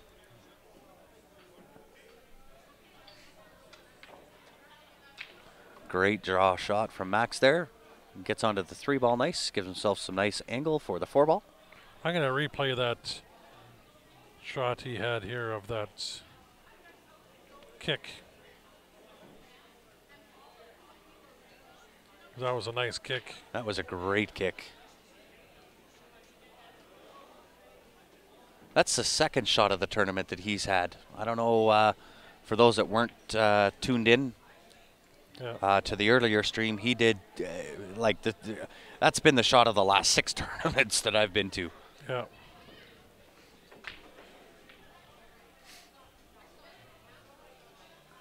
And it looks like he's going to take out this 10-ball. He is seriously looking at this 4-10 combination into the side pocket. Thanks, Stephen. Appreciate that, buddy.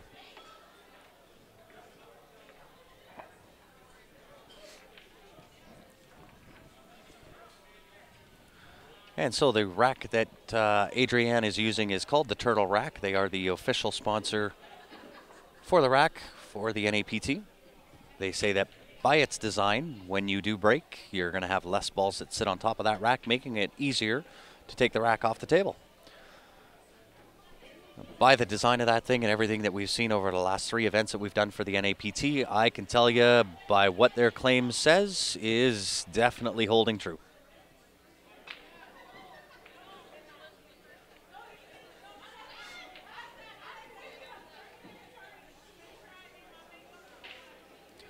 There you go, Tam. Anybody that wants to get their NAPT sanctioned, you can email office@playnapt.com. And regardless of the tour that you are now a member of, as Tam has mentioned, you don't have to change that to be a part of the family. We would welcome you with open arms. Be happy to have you. And you got to give it to the NAPT, guys. This is what I was saying before. This was originally slated as a men's event. It was by invite only, 700 plus on the Fargo rating. And true to men's way of doing things, registrations didn't come in fast enough, so they opened up the event. It is now an open event. And even though there were only 14 players that entered, they had advertised that it was a $6,000 added money event guaranteed. So these 14 players are playing for that $6,000 plus the $250 entry fee. So pretty decent payday. Yes.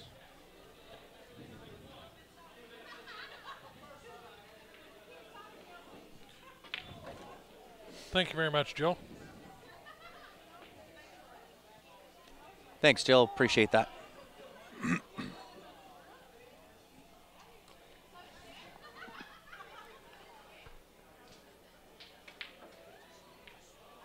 I'm not sure what TFUE stands for. What? There it is.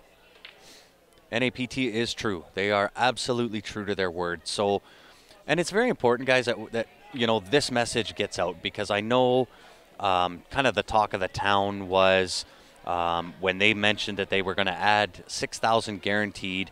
The talk of the town was, well, is it really going to be guaranteed money added? They held true to their word. It is $6,000 guaranteed money added.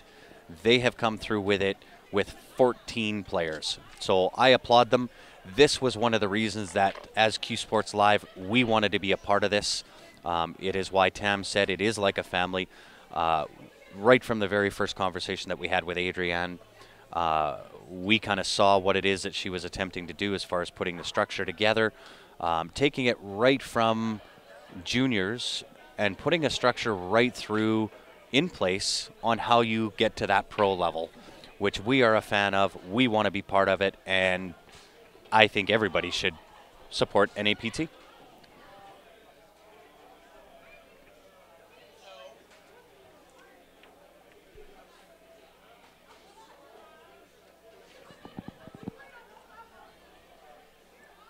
going on?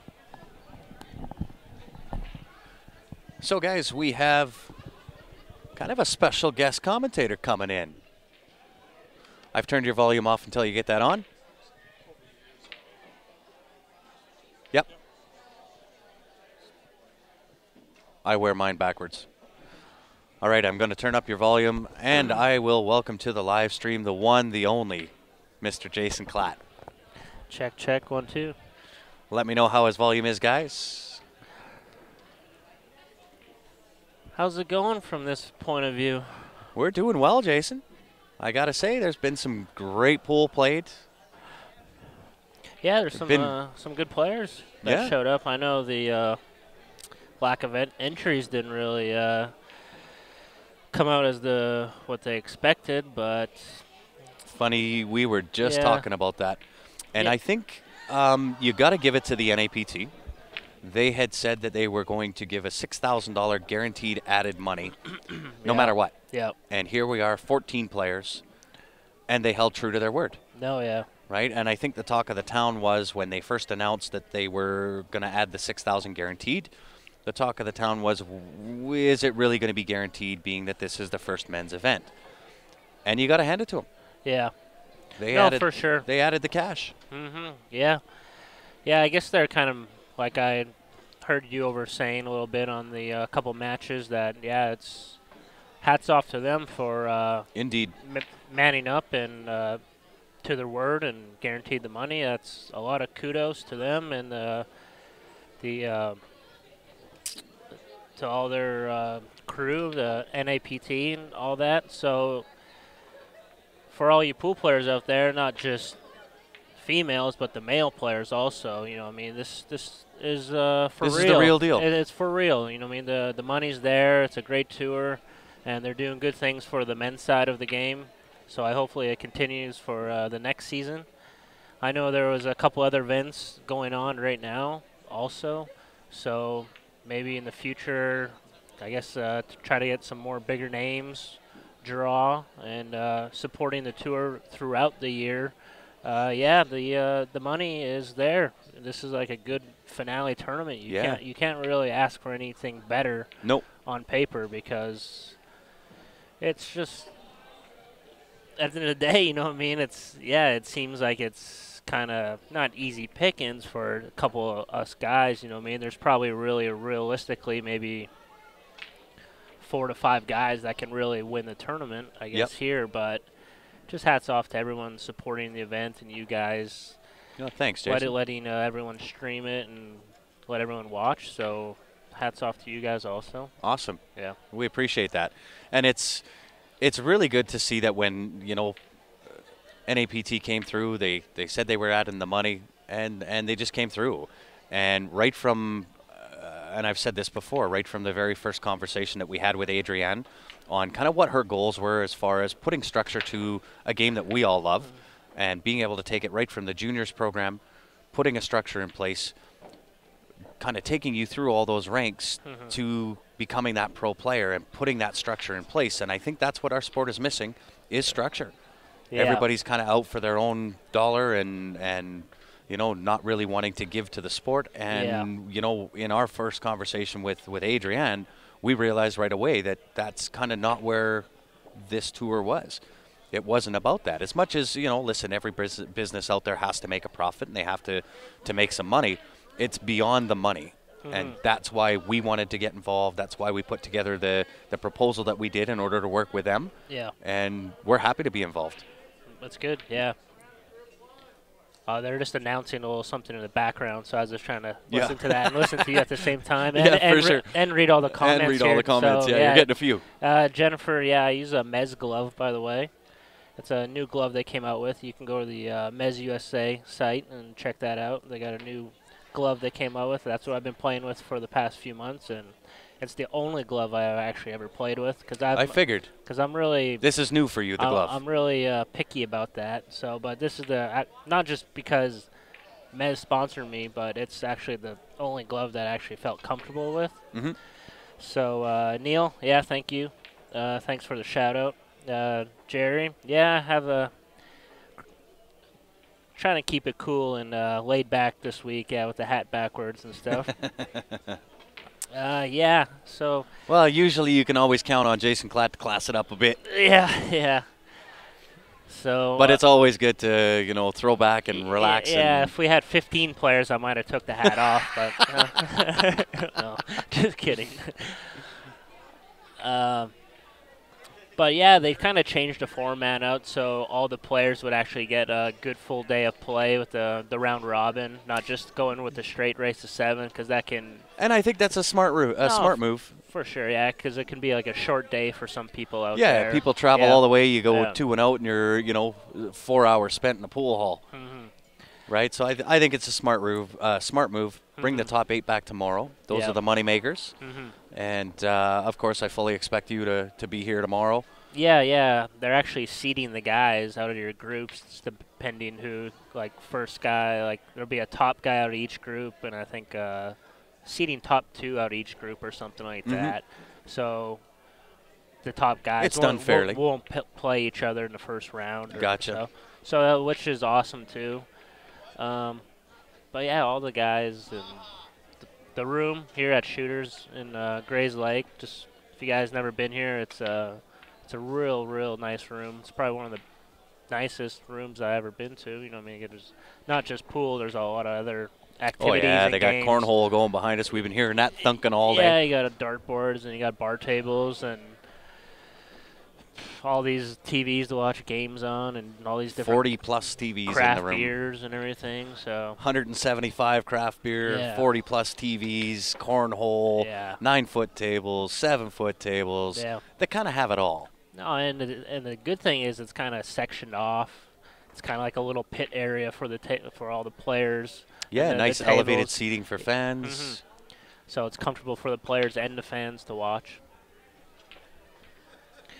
Yeah, it's going well. So we haven't seen you in a while. It's been a minute. I think the last time that we saw you was in the Forebears a year and a half-ish. Yeah, you guys, yeah. Yes. No, but I've been around playing a couple of the bigger events here and there. But the past summer, I kind of took the summer off a little bit, just kind of, recharge a bit and just kind of take a break. Yeah, you got to do that in this game. You know what I mean? I'm not saying I'm young. I'm not saying I'm old. I'm just. Oh no, you old, brother. Yeah, I'm getting up there where I'm not like I'm just go like I used to and play every tournament I want to. I'm just kind of like picking my spots where I want to play and I went back home and saw family and stuff. Very nice. I kind of like. It seems like every July and June I'm always playing somewhere, and I was just tired of it. Just like I never really got the time. And you know what? To, like, sometimes, hang out sometimes you got to take a step back, stuff, relax a little bit, and redevelop that kind of hunger and the passion for it. Yeah. You know, I mean, sometimes it's easy to lose your motivation in this game. Absolutely. Hey, Gord, what's up, buddy? Yeah, I know Winnipeg's getting a little cold now. Well, I like cornhole. It's a good game there, Jerry. Jerry is from Ontario, and cornhole may have a different meaning in Canada than what it does in the States. But I think we get the gist of what's going on behind us. It is a game. It's a beanbag game. Yeah. We call it beanbag toss. Yeah, you can play cornhole. We call it bags. Yeah. People call it, but I think everyone knows what the game is. It's true. Yeah. I think there was one question back in here for you. Oh, right here. Jill Thompson. Oh, yeah, I resign in Bloomington, Illinois right now. That's about 2.5 hours south of here, like Chicago area. But I'm originally from Selkirk, Manitoba. That's where I grew up, so I spent a lot of time in Selkirk and played a lot in Winnipeg also. So, but I played a lot of the westerns, and I grew up through the league industry. Well, you started playing and came up through the junior program, right? Junior program. Yeah. I played the Vignier juniors and played big supporter of junior programs. Well, for sure, yeah. I wouldn't be the player I am today if it wasn't for junior programs. Absolutely. I think it's the future of our sport is in the juniors. It's just so they get the chance to go out and play different competition and travel a little bit and kind of see the game and see different parts of it, and you know what I mean. Well, I think at that age it has an influential factor on understanding and gaining a respect for your opponent, and it teaches more than just potting balls. No, for sure, and it's a good age where it's like you get the bug, you know what I mean? You get that itch. Yeah, of course. Yeah.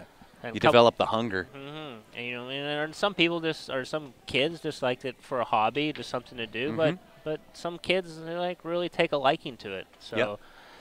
and that's how I did. I grew up playing multiple sports. I was a hockey player. I played baseball. I played golf. So, you know what I mean. In Winnipeg, you know what I mean. It gets cold, so I was playing. Yes. I played a lot of hockey growing up. Yeah. Then I was at the pool hall. I just went back and forth, and I just As a right good Canadian should be playing right, hockey, yeah, right? exactly, yeah. Like, trust me, like hockey is probably #1 sport for me. But yeah, I just took a liking, got an itch for pool, and started playing in the junior leagues in Winnipeg, and got to go travel in the North Dakota, Minnesota area in the VNA juniors, and played the Canadian juniors championships. Then got to represent Canada through the Canadian. That's got to be an amazing experience as a junior. Yeah, for sure. That's what develops that hunger. I'll tell you, Grant. Like, I wouldn't seen the world if it wasn't for the juniors or pool. Yeah. Like, I've seen so much of the world, and really fortunate to, I guess, I don't know, work at it and have some type of natural ability where it took me to see a lot of the world that I don't think I would ever seen it if I was done anything else. Yeah. You know what I mean? My dad always said, "Oh, you should have stuck with hockey, blah, blah, blah, you've been a hockey player." I was like, I'm pretty that's where the money is. Yeah, I'm like, it's hard, you know what I mean? It doesn't matter what you do. You decide to be a hockey player, golfer, pool player, you all got to put the time in and That's work right. in. It doesn't matter what you want to be. That's right.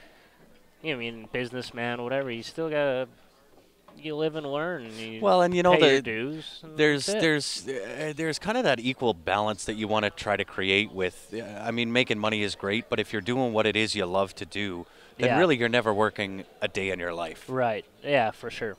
Right. 100%. And that's kind of what I see in pool. I mean, traditionally I've always been a business guy. More in the construction trade than I have in pool, but I took what I learned as a business guy in pool, or in construction, Yep. and I've applied it to pool. Yeah. And what we do here with Q Sports Live. So, Let's get started. sorry guys, we got Chris yelling in the background here. Neil B, Paul S, table 10. Larry N, Marvin, table 13. We're just gonna let him In the middle over here. continue yelling before we continue on. Thomas, K, Mason, K, you guys are on 16, the streaming table. Yeah, I can hang out with you for a little bit. The match I'm supposed to be playing is actually running a little bit behind, so Oh, perfect. Yeah, I'll be here for a little bit. So We'll have you. But yeah, I mean, you take what you learn, and which do I prefer? Immediately I can say the money in construction is better than what this is. However, there is that balance. I love the game of pool. I'm not a Jason Klatt. I'm not a Shane Van Boning. I'm not that. But my level of passion about the game is equal to or greater than most out there. No, I just sure. love this game, and we want to Yeah. do some pretty amazing things with it. We've got some pretty big things in the works, not only with some streaming and opportunities we've got that way, but a couple of other business things that are coming down the lines that once we can announce those are going to do some good things for pool. no, for sure, I'm looking forward to that. Yeah, we need probably I'd say 10 of you Q Sport Live guys, I guess, to really. I know you have a lot of other people around the country streaming for you and stuff, but we probably need another good 10 of Yep. you guys I agree. to really pump the game of pool and really advertise it, really mainstream it. Yeah, and we're not afraid of the competition. We enjoy the competition. We think it's important. Yeah. Competition out there keeps you polished. It keeps you on your toes. Yeah. It keeps you innovative. Yeah. All those things, and we're a fan of that competition. No, for sure. I'm a big supporter for all the streams out there that give all the amateur players and all the people at home that can't come out and watch. You know, I mean, some people just can't get out of their house and come to the pool hall and watch it live. So it's like guys like you that get to come and bring the game to the viewers at home. Yeah. So. And that's what we're a fan of, right? We want to be able to support, and I mean, you've known us now as Q Sports Live for a year and a half, and we don't just limit our streams to pro events.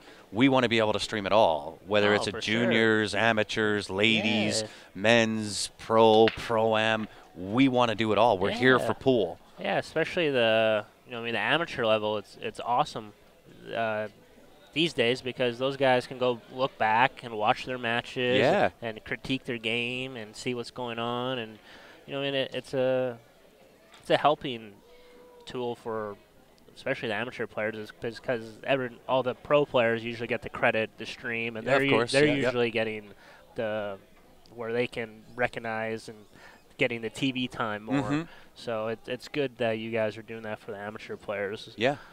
Well, it's a great way to learn. So I was always told when I was kind of learning how to play the game to record myself and then watch myself play.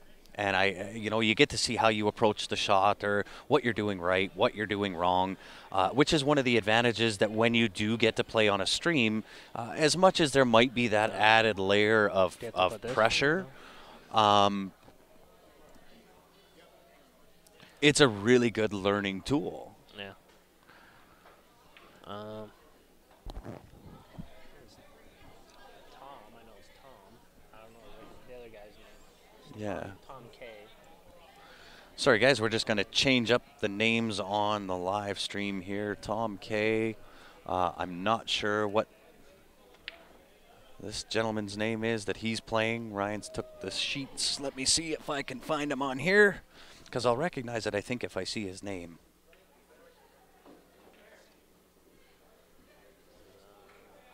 It's Mason. Mason Cook.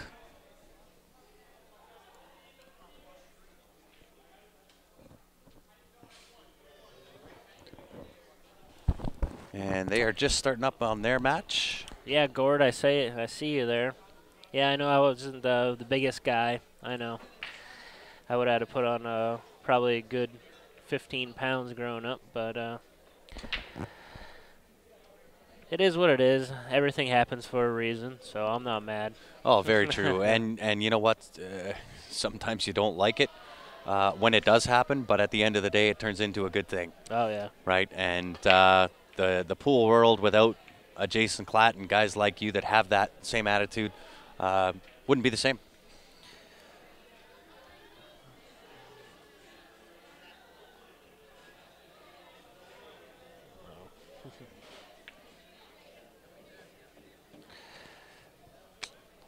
Wade. Huh.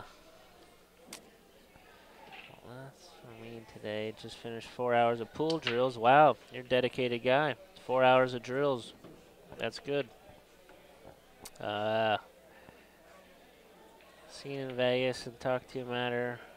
I don't know. I can't recall, but I trust your word. I don't know. Sometimes Vegas can be a blur, so. Most times Vegas is a blur. we were just there for 9 days, and that was a blur.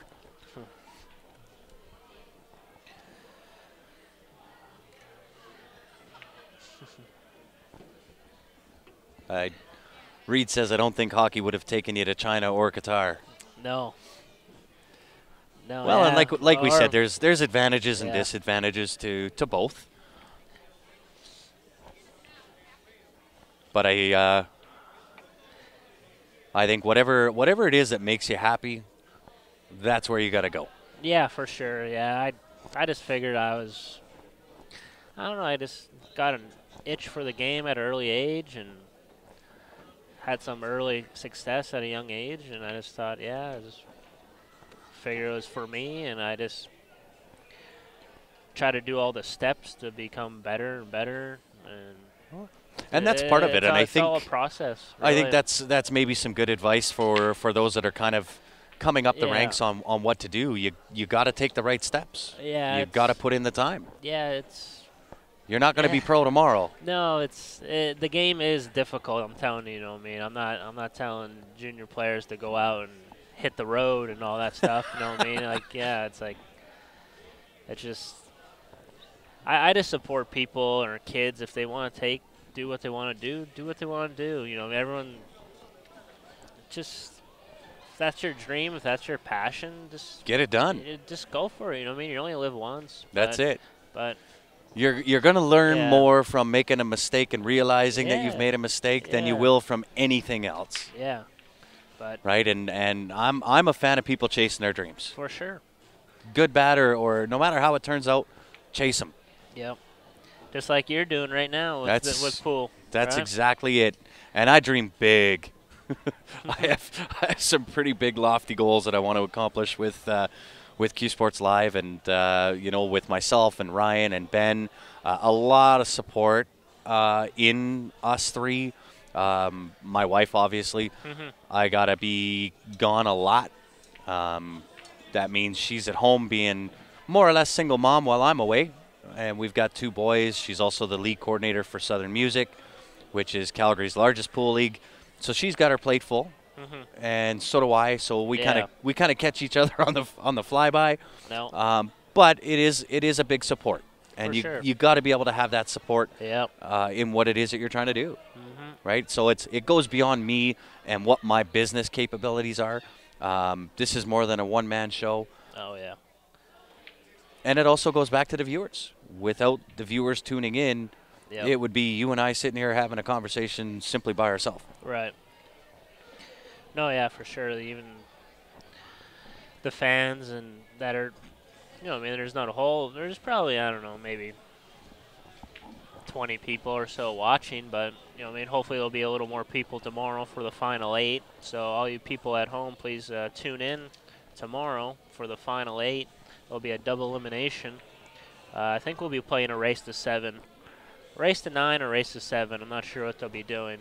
But I think we'll probably be starting around 11 a.m. Somewhere in I there, would say. yeah. So, but yeah, don't forget tomorrow will even be a better day of pool for you guys to tune in and watch. Well, and we've seen 2 shots out of Max that, in my opinion, they're the shot of the tournament. The Yeah. first one was ridiculous, absolutely ridiculous. Yeah. Tough cut in on the corner pocket, jumps over the 8 ball and goes to break out 3-4. Like it was. Oh yeah. It was just what? Oh, he did that against What? me. Yeah. Yeah. I know. He was trying that too because he couldn't go straight at the No, ball. because of the 8. Yeah, he had to jump over that ball. Yeah. Yeah. Like I know. that was sick. Yeah. And he got it. Yeah. He made the I shot. know, I and know. got to the breakout. I Yeah. was like, what? No. Who thinks of stuff like that? Right? That's third level thinking beyond my level of comprehension. Yeah. I made him play that shot because I tied up the ball. Yeah, you did. Yeah, it was smart because I even said when you tied that up, Yeah. I said Jason had a tough hit, wasn't sure whether he was going to be able to hit the 1 ball, so played a smart shot Yeah. Just and tied up 3-4. I'm just playing. Give him the 1-2. I'm just giving myself the best chance of. Yeah, getting a guarantee back at the table. Yeah. That's all I am. And I thought for sure you were guaranteed back at the table when you locked up 3-4, and based on the 1 and 2 being down Yeah. at this end of the table and where the 8 was. And I thought there's Yeah. no way he's going to get back at this table. Yeah. And I thought it's such a smart shot. Then he comes out with that shot. Tough cut. Yeah, tough cut. Yeah, he was kind of unlucky Hops not it. to get a shot. Cause Yeah. because he hit a He hit hit a real it good. good. Shot. Yeah. That was really good. Then he played another kick shot and made that. And he's got 2 of the shots of the tournament as far as I'm concerned. Yeah. Reed, I'm not sure if I'll make it out to West Coast swing. I'll try my best. That's that Atlantic 9 ball. Is he I saying a think. West Coast swing? Oh, West Coast, yeah. Yeah, so it's like hard times and all that. Yeah. Are you going to try to make it something- up to that Atlantic 9 ball in I'll Halifax? try. Yeah. Yeah, I heard it was a good event last year. I had Yeah, heard a lot of 236, I think, last year. you guys. 35,000 added. Yeah, you guys will be there, right? That's one of the ones we're working on. Working on, right? Yep. Yeah, that's probably one of the bigger tournaments, I guess, in Canada right now. Mm-hmm. So, yeah. It is Yeah. probably the largest in Canada as far as money added is concerned. Right. Yeah. Rodney, is this amateur? This is mixed bag, pro-am.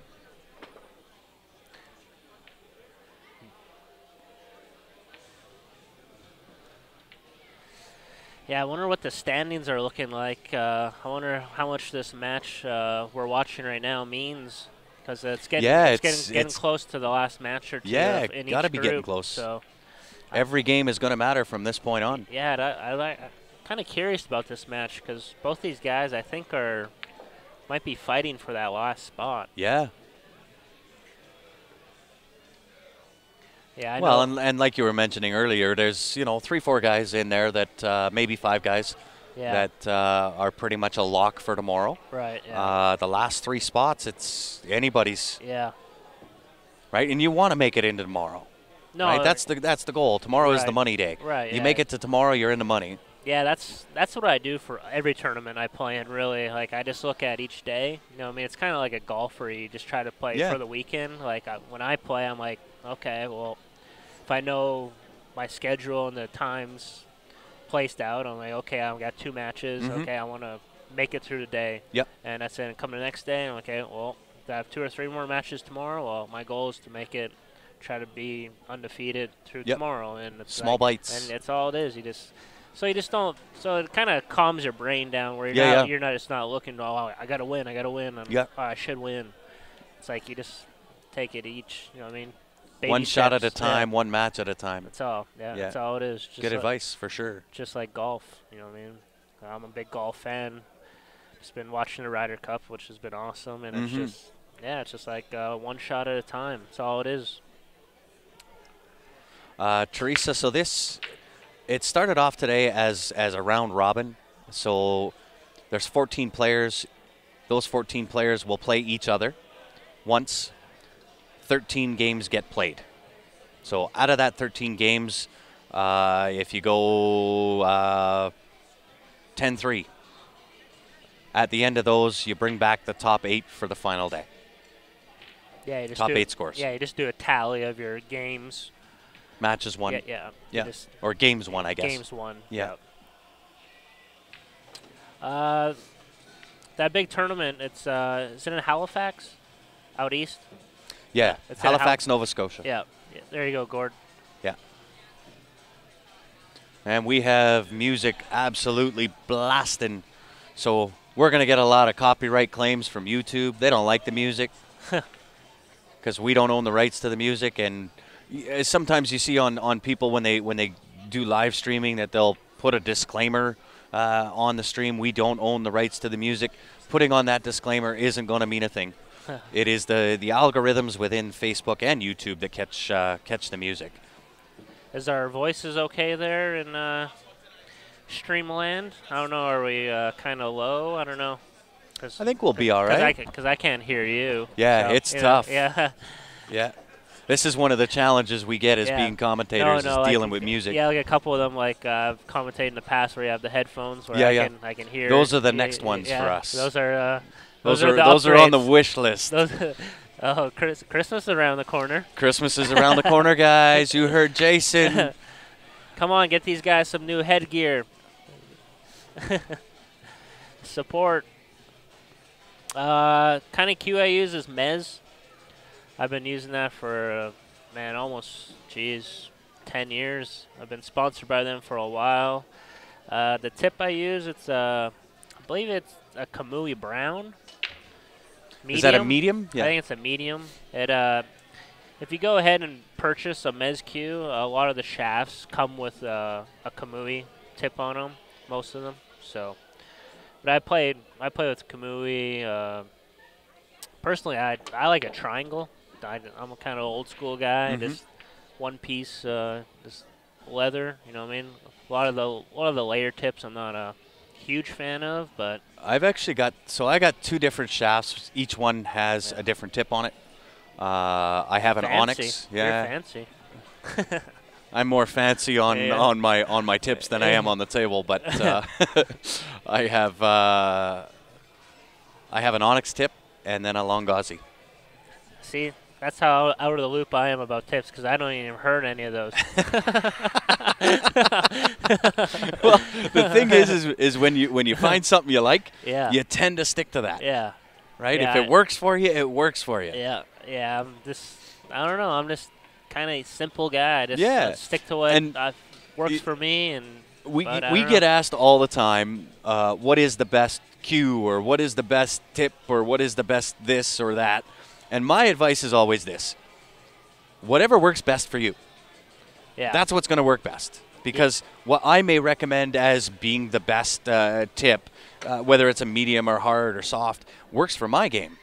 But my game's going to be different than your game and everybody else's game. So my advice is don't be narrow-minded until you find what it is that works. Yeah. Go out there, try a bunch of stuff, figure out what works for you, and that's going to be the best. Yeah. That'll be the best for you. For sure.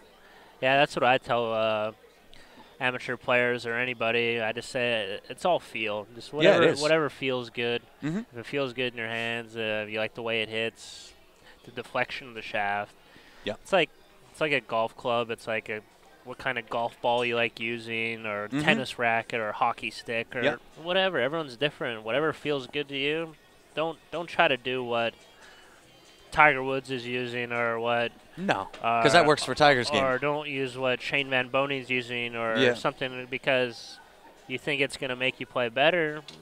Well, it might help maybe a little bit if it's in your head, but It's going to be more mental than anything. You got to be true to yourself. Yeah. That's the thing. You got to be a realist to yourself, and don't go because someone else has it. Because we all been there. I've done it. You know what I mean?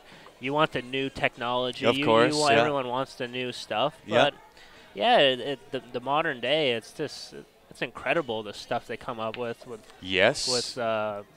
the new Predator, the BK Rush that everybody's sought after, and For sure. and honestly, it is the most sought after cue in North America right now. Does it hit good? Yeah. Without a doubt, it does a lot of the work for you. For sure. But it's very popular.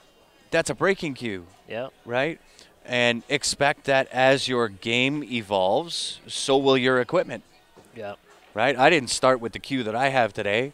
I started with a Dufferin Masters cue Yeah. from the Dufferin store. Yeah, me too. Yeah. Yeah. Yeah, and for sure. As you evolve, your tip might change. The type of chalk you like might change. Yeah. Your cue is going to change 100 times, right?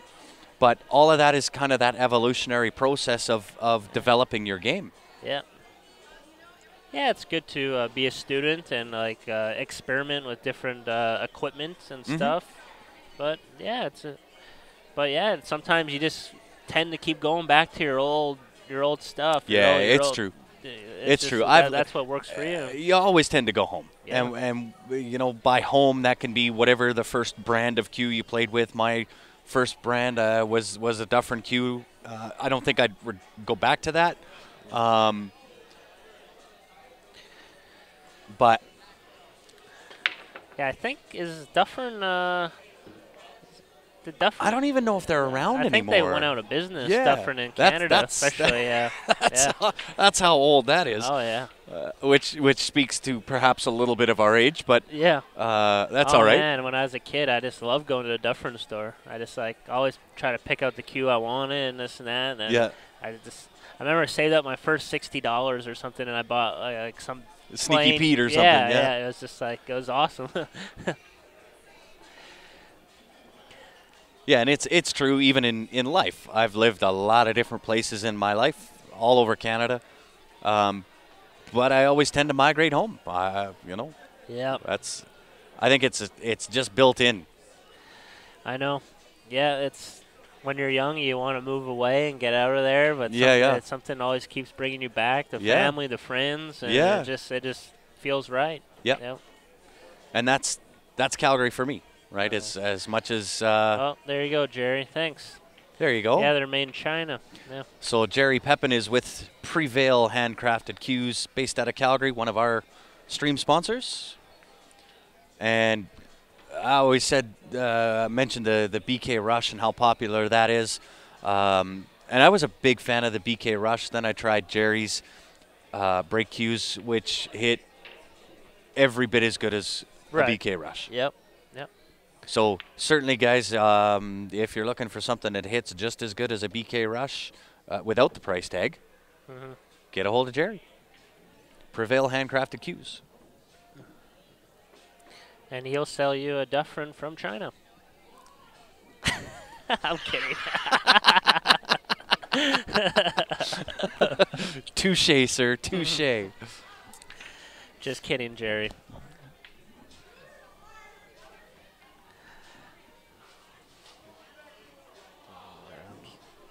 So you're not done for today, are you? No, I think I got 2 more matches. 2 more matches to go? Yeah, I'm just waiting on they're running a little behind. So. Yeah.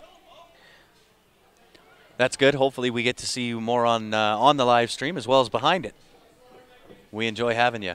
Yeah, I enjoy answering people's questions, fans' questions, and yeah, everyone likes to pick your brain here and there. And, Yeah, you know what absolutely. I mean, I'm more than happy to give information or answer questions because I know how hard the game is. Yeah, you'll impart some wisdom. Yeah, just growing up, every little information helps.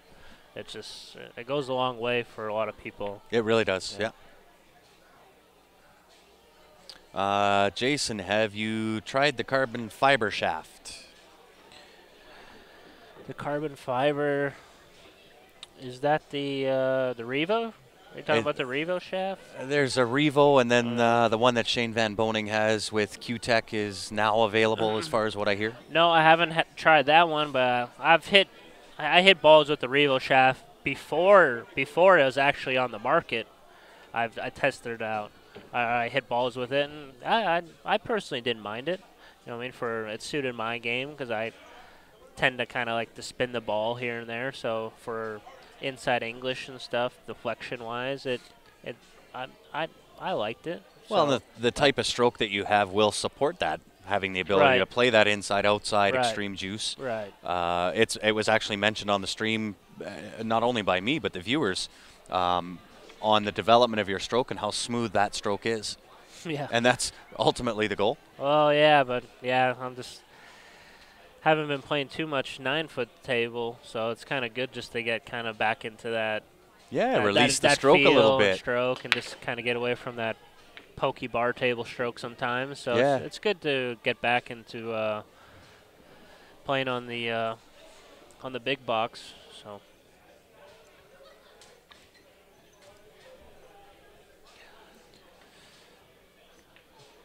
But yeah, But that conversation has come up before on the big boy table versus the small boy tables. right, yeah. And I tend to think both games are applicable. Both games have their No, ups, their downs, their positives, their negatives, Yeah. drawbacks, what have you. Yeah. I'm a fan of both games. I just recently started to play a little more on the 9-foot tables.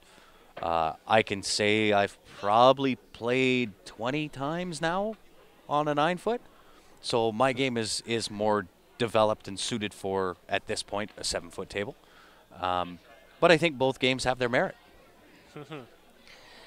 No, for sure, yeah. It's has its pros and cons the way you look at it. You can dissect both games: bar table, big table, 8-ball, 9-ball.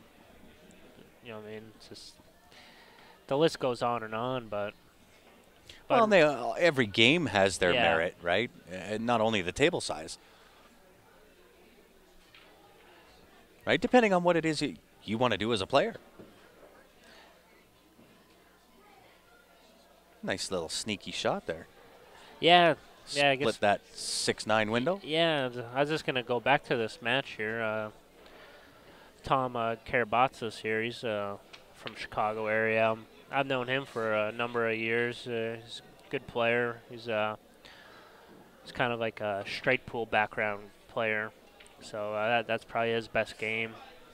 he used to own a pool room, I believe a few years back here in town, Chicago area. But just real dedicated player, supports a lot of the events in Chicago and Illinois area. But Mason, I've seen him around a few times.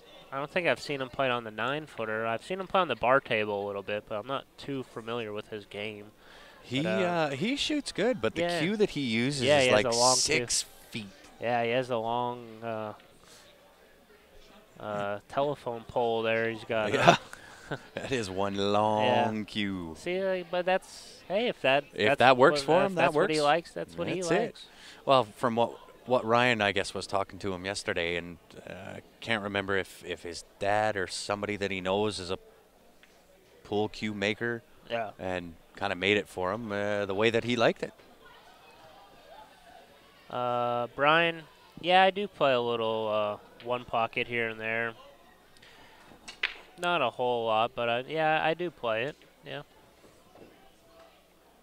Kind of dabble in all of them, I would think. Yeah. 8 ball, 9 ball, 10 ball, yeah, one pocket. I'm more of a rotation player. Not the only time I really play those one pocket and bank pool is probably at the Derby City when I'm there. Those are the only time I really play those tournaments. Mm-hmm. But yeah, I'm slowly getting into the one pocket game. I kind of got a patience for it. So Yeah. But I just need to play it more. Yeah. That's just me. It is a different game. It is, for sure. Yeah, it's nice watching two good one pocket players play. You see a lot of aggressive shots, see a lot of just creative things they do. Yeah. How they push balls over to their hole and placing the cue ball where they want. It's nice to watch. No doubt. Nice little draw shot. Oh, there you right go. hand. Thanks, Kelly. Yeah, Mason's dad owns a pool hall in Appleton, Wisconsin. Yeah, I've been there, I think, once for a tournament. Yeah, it was a nice room. He must be getting old to play one pocket. Yeah, that's what a lot of people say. It's more of like an older gentleman game, but well, then it is applicable because we are getting old. But the thing is, there's a lot of the big entry fee tournaments in one pocket, and so that seems like it's really taken off in the past few years, and that's where a lot of the top players go, like the 500 to I'd say $1,000 entry tournaments. Yeah. And happens. I think Derby's has. Derby. Do they have one? They just have the one pocket event. Yeah. But especially down south. Yeah. One pocket is probably the main, bigger. It's the main game. I would say a lot of action, a lot of gambling when it comes to the to one pocket and bar table. And it's like, the 9-foot 10 ball, 9 ball, not so much. There's only really a handful of guys that really play it. Yep. But the bar table game is huge down south, and that's how you attract the amateur players, and they get a chance to play with the pro players, and I guess it's more of like an equalizer. Mm-hmm. So. Barry McLean, how are you, buddy? Oh no, not that guy. That guy, Barry McLean. Yep, Barry. Yeah, me and him go back a long way. He's kind of a guy I looked up to when I was coming up in Winnipeg. He's man. He's a player. He's been around and very, very, very talented player. You know what I mean? Indeed, I've had the pleasure of running into Barry McLean. He's beaten a couple top guys in his day. Not trying to kill your action, Barry, but I remember in Winnipeg he took down the famous Bustamante in a tournament. So, really? So yeah, he's known to knock off a couple top guys. But yeah, still playing good. Still playing a lot of the Winnipeg scene. I think he travels mostly to North Dakota, Minnesota. Yeah. Plays a lot of the bar table tournaments there. But yeah. Great player. I thought he was actually going to come down to this event, and turns out, Barry McLean, you should have been here. 14 players playing off for the 6K added. Yeah. Well, trust me, if he knew that, he would have been on a flight. Without a doubt. Yeah, he's not scared. He's not scared to travel. No. No, that is for sure. Yeah, it's sometimes a few times over the years at the Canadians, he'll just show up and he'll book his flight. I booked my flight too early. I have to go home or something. Or he just wants to go play. That's it. He doesn't even care about the money or anything. He just wants to go play. That's it. Yeah. I wish I could be like that. Yeah. Oh, got BJ. BJ's taking Barry's spot now. Is it BJ Fox?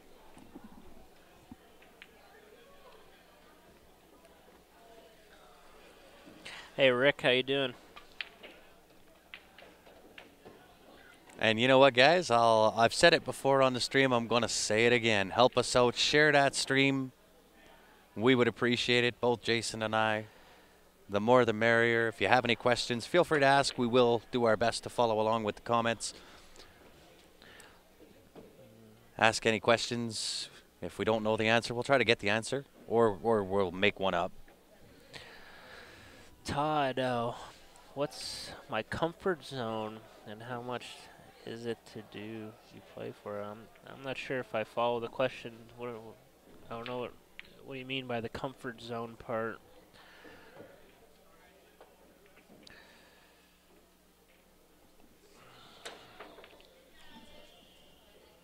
Yeah, you're going to have to clarify that, Todd.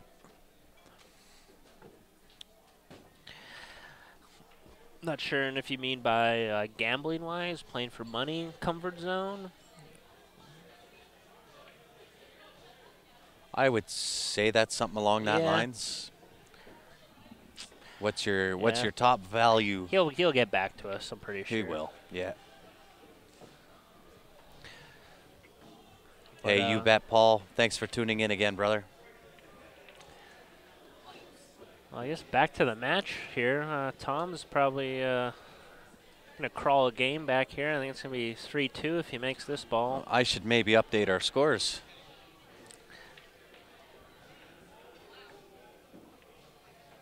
So we know that Mason's at 3 right now. Yeah, I That believe it's puts- 3-2, yeah. There we are. We're updated on the score. This is sometimes what happens when I get guests that come in and sit down and talk with me. How much do you play? I'm more focused on our conversation than I am the game. Dave Taylor, how are you, buddy? How much do I play a step for? You mean a set for? Is that what you mean? I play all types of sets for different amounts of money. I played big sets. I played small sets. It just, I don't know. It just all varies. You know what I mean? Type of mood I'm in, who I'm playing, stuff. So, but yeah, a lot of variables come into play. I've done it all. Yeah. Patrick, my man, how are you? Giving a shout out from Snooker Canada. Appreciate you tuning in, my man. Yeah. And thank you for that, by the way. We are working our tails off a little bit, globe-trotting around the continent. We are all over the place. We've got a lot of pool coming down the lines. Some that are mentioned, some that are not mentioned, some we're working on. But either way, we are going to be live almost every weekend between now and Christmas from various parts of the country. All over Canada, all over the States. We are working on things absolutely everywhere. These tournaments you go to, do you ever get a chance to play or compete in them? Yeah, I was actually wanting to play in this one a little bit. Yeah. And if we'd had the three of us here, I'm sure both Ben and I would have played. Right, yeah. But with only Ryan and I decided probably better to sit back and do what we're supposed to do. But yeah, if it's an open event, and again, my game's not so much suited for a 9-foot table yet. Yeah. I haven't graduated to the big boy table. Yeah. But yeah, certainly we get to play in quite a few of the events that we get to go out and stream. No, for sure, it is a different beast playing on these tables. It really is. Yeah. And you know what? Honestly, I didn't like the 9-foot table. I had tried maybe once prior, to play on a 9-foot. Really wasn't a fan of it because I couldn't control nothing. And developed my game more on the 7-foot. And it was actually before, I think it was the Ashton Twin Classic that we did stream this last year. And decided that, you know what, I want to see, now that I somewhat have a developed game on a 7-foot table, can I do something on a 9-foot? And was stroking them in pretty good, and figured, you know what, I'm going to try to learn it on a 9-foot. Right. So I've probably played a grand total of now 20 times on a 9-foot table. There you go. Yeah, it just takes time. I would say I'd recommend playing on the 9-foot table. You know what I mean? It just, all it does is just help your game. Absolutely. Yeah, so, yeah. I would definitely agree. Brian, tell us the story of the worst game you got trapped in. I don't know. I was trying to think, but I didn't. I haven't really got trapped in my. I've lost, you know what I mean, just playing bad, or you know what I mean. But I don't know. I'll have to think about that one, Brian. I'll try to get back to you. Well, and I think that's. I mean, there's so many shots that come up in a match, or in a tournament for that matter, where, well, okay, I could have played that better, or I should have played that better, or maybe played this shape over that shape. But I think you've developed the right way already, in that when you have that miss, it's a short memory. Oh. So trying to recall those. Yeah, for sure. Yeah, especially. I guess I'd say probably between the ages of 18 and 23, I'd say. 22. Where I start competing in the pro tournaments and events and playing against the big boys and stuff on the 9-foot, and you know, I mean, the U.S. Opens and just the bigger tournaments. Like I was beating guys. Like I beat everybody like at least once. Yeah. You know what I mean? Like one of the big names at least once. You know what I mean? In that span. But I was saying to myself, I'm like, why are these certain guys are always at the end? You know what I mean? There's always that chunk of guys that you always see at the end. And I was just saying, well, you know what I mean? I beat them. Like, well, what's going on? You deserve to be there too. So I'm like, well, it wasn't because they had more ability than me. It was just they were mentally stronger than I was. 100%. So between that span of years, I really devoted myself to the mental side of the game. Yeah. It's the important. The sports psychology. I read a lot of books and notes and just, you know what I mean, breathing techniques and slowing your heart rate down and just trying to figure out what would work for me. Yeah. You know, because everyone's different. Everyone can relate to different types of mental strategies, I guess, to help them stay calm.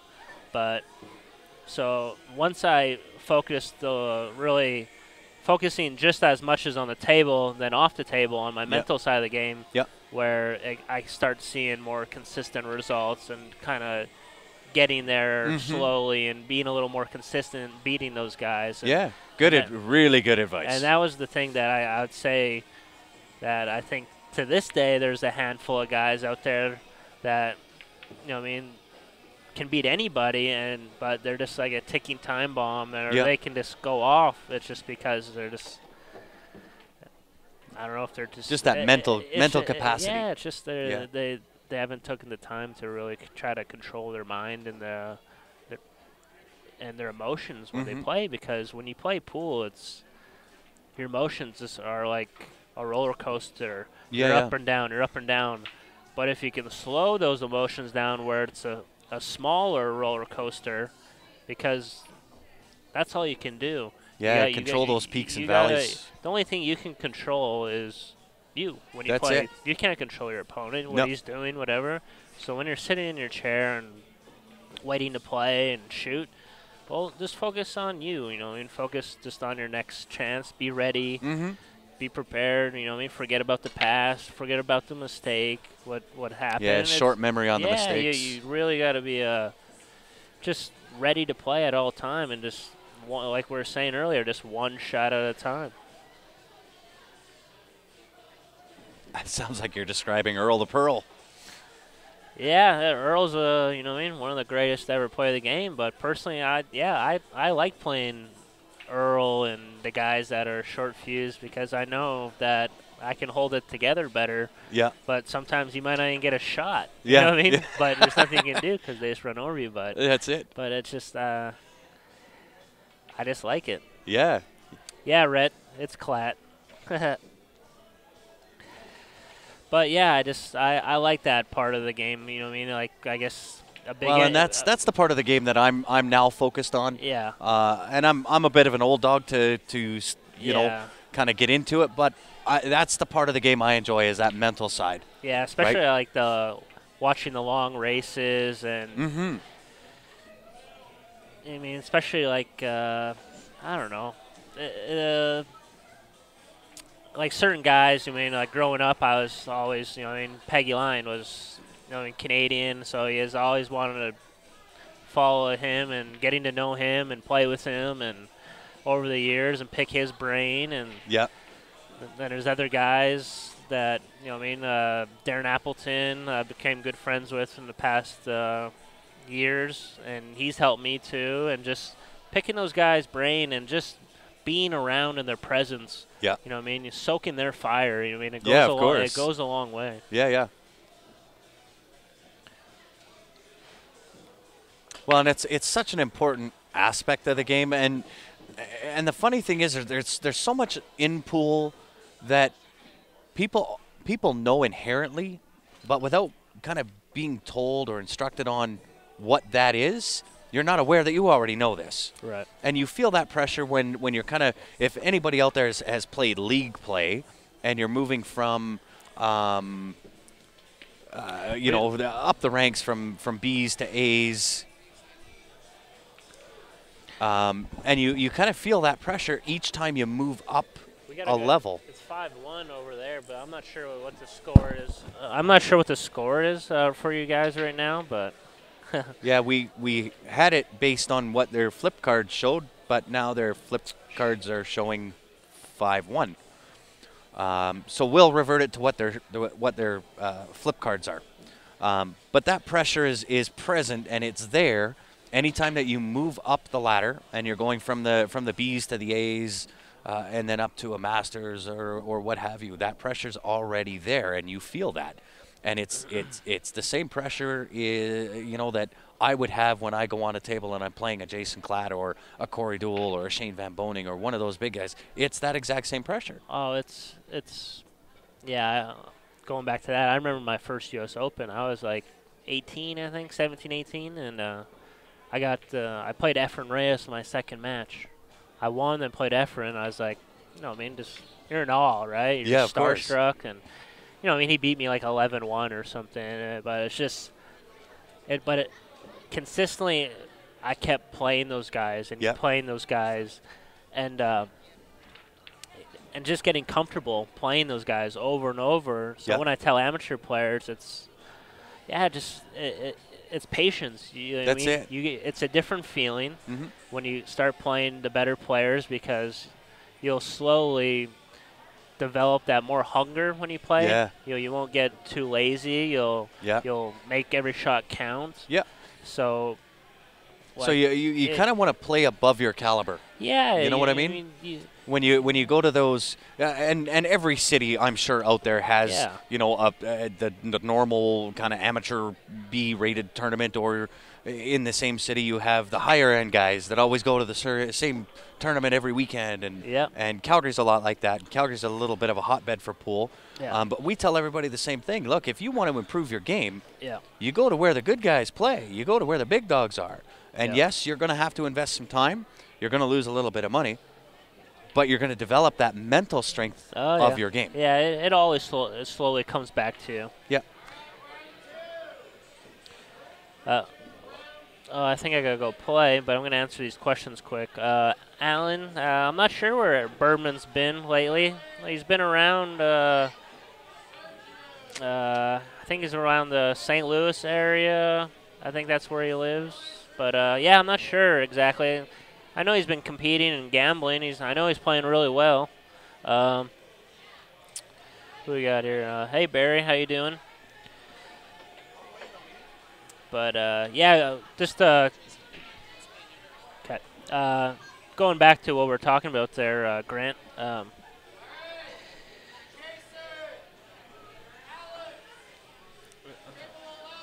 just gonna tell a quick story because when I was growing up and playing, and I guess I was probably like 12, 13, and playing in the juniors, and so all the junior leagues paid off. So you go out of town and play against different players and different competition. Then you get a little older and you're playing against the same guys in your city. So I'm like, okay, well, I know I'm like kind of like excelled, like kind of like, oh, this is getting boring. So I need to get out of here. You need to push so yourself. I told my dad, I'm like, I got to get out of here. Yeah. And I'm okay. Then you go to Canada. You go play in Canada, test yourselves, and win the juniors. And then you go to like the world, and you test your skill against the world. It was just a building process. That's right. And you just kept going and going and playing against the best you can. So. Okay. All right, guys. I'll probably maybe see you later or tomorrow. I gotta go play a match here, but it's been a pleasure, Grant. So, My pleasure, brother. Yep, I appreciate it. We'll talk Thanks again. for stepping sure. in and sitting in with me. Yeah, stay tuned, guys. I think we got a couple, another round or two. So see you in a bit. Awesome. Thanks, Jason. Much appreciated. All right. So, guys, big thank you to Jason Klatt for stepping in, sitting in with me. Really appreciate it. Obviously, we got to pick his brains a little bit, get a little bit of wisdom from the one and only Jason Klatt, and appreciate him sitting in with us. So Ryan is now back. He'll be slipping the headset on here pretty quick. How are we looking for time on the stream? 2 hours, 37 minutes. Very good.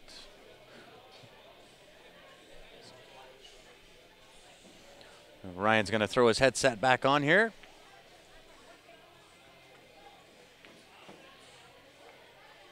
Barry, I wish I could. We don't really have control over that. We more or less get thrown whatever matches are out there, and that's what we get to stream. So believe me, we want to see them on the table as much as everybody else. Chances are it'll be a lot tomorrow. So tune in tomorrow again. So, guys, I'm going to jump out and check the weather here real quick. I'll leave you in the more than capable hands of Mr. Ryan Epp. Appreciate everybody tuning in. I'll be back here in a couple minutes.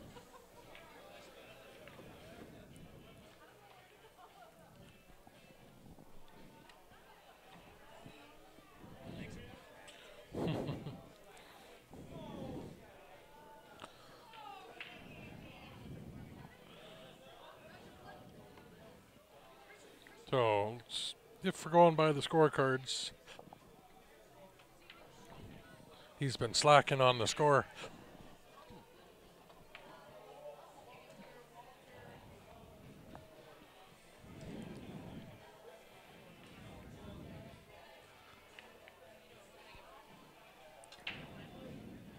Score should be right now 6-2 based on the flip cards. I don't know if he's got it sitting right for Mason or Tom. This is Mason at the table here. Sorry, guys, I haven't been anywhere around.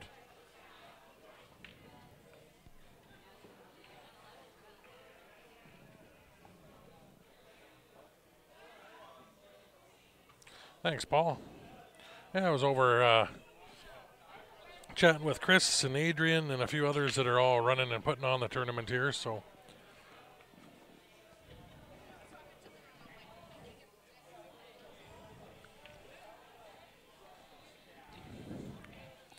We're going to have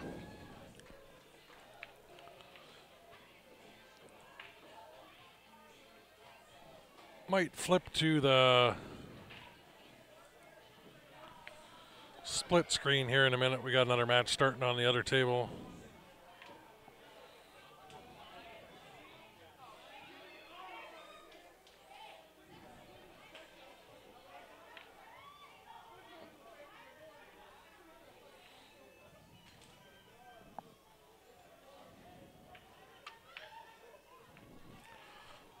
You know what? I'll ask Mason here in a second.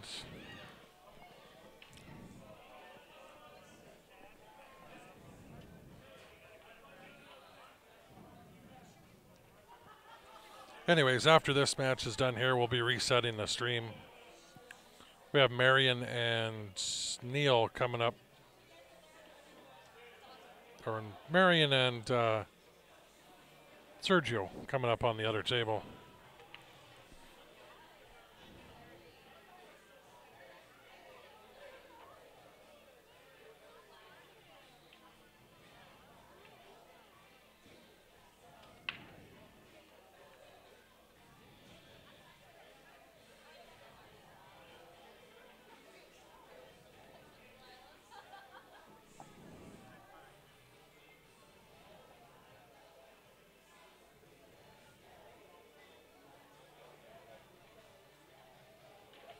I'm not sure if you use it in league. Like, I know in one of the leagues I play in back in Calgary, the CCS league, you can use the turtle rack or template rack or whatever you want to do it, but you have to make it available to your opponent. And that could be just a in-house rule that we use in Calgary for the CCS. As far as the VNEA and BCA we play in, I'm not exactly sure whether it comes up. I play 4 nights a week in my 9-ball team league. You can use a template rack, but again, you got to make it available to your opponents if they want to use it as well.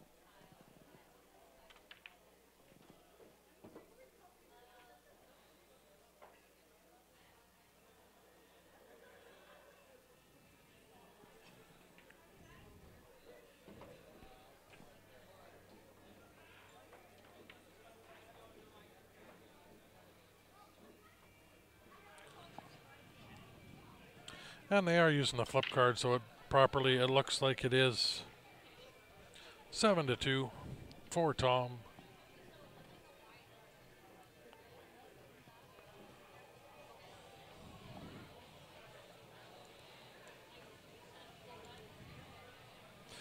And I'll get this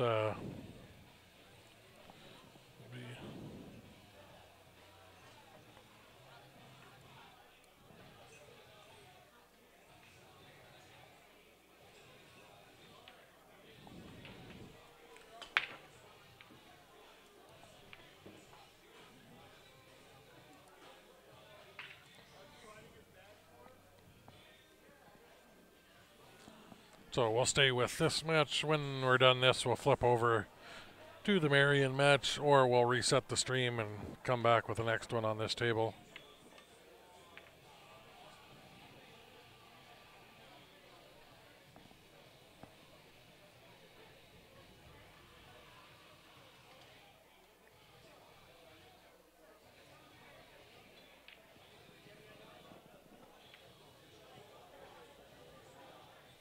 When the Moose Jaw stream starts, it should notify you when that goes live, just like it does when we go live here. It is through Facebook again. I'll just do a quick check and see they're probably a little behind. They are not live yet.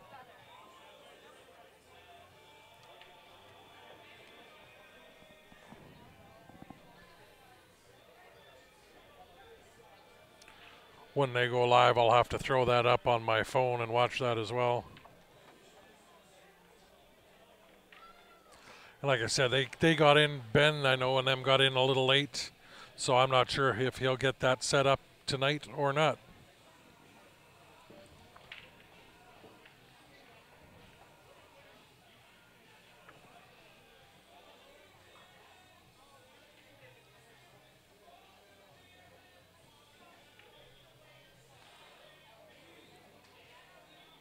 So Jason went over, he's playing Alex, who runs the tournaments in here.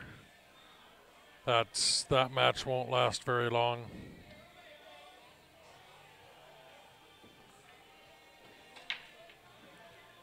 Same with Sergio playing Marion on this table, next table on our stream there.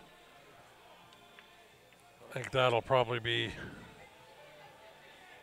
another more of a one-sided match.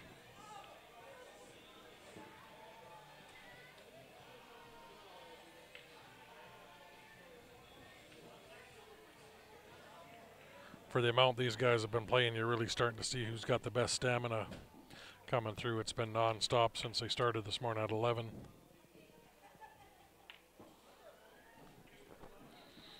Mason's looking good. He was he shot good this morning.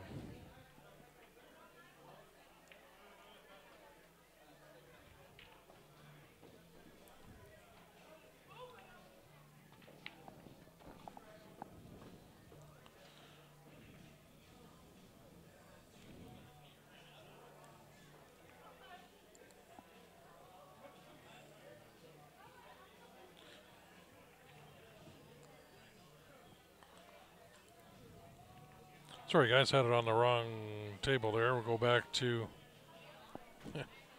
me waking up and seeing what we got going on the stream here. So Tom's leading 7-3. I'll get that score right.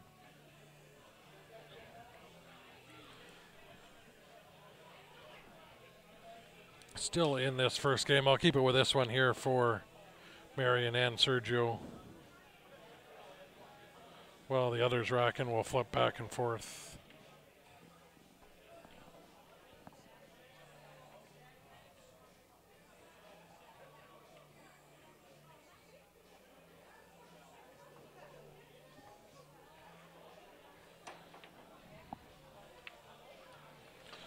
And there's Sergio with the first win.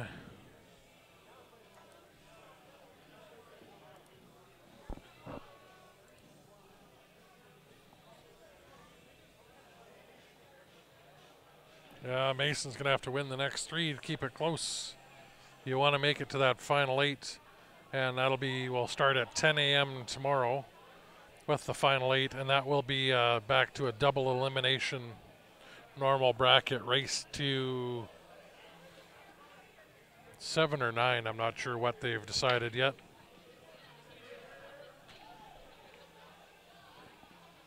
But everybody coming back tomorrow is into the money.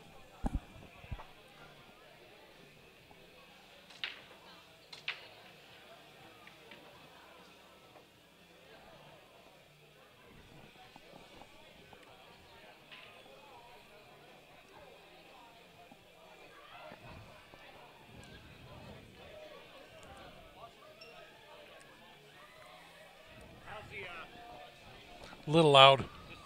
Yeah. Okay. Oh yeah, that's, yeah, everything out of there's. Oh, it is a little loud, but.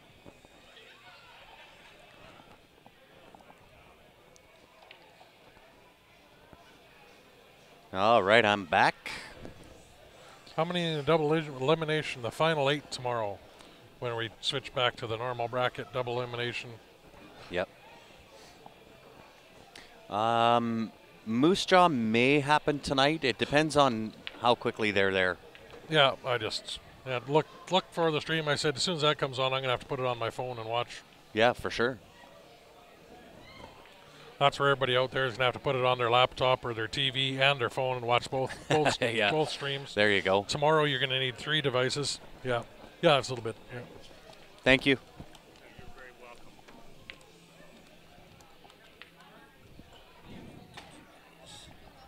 Did you guys go to Wisconsin Pool Players Society?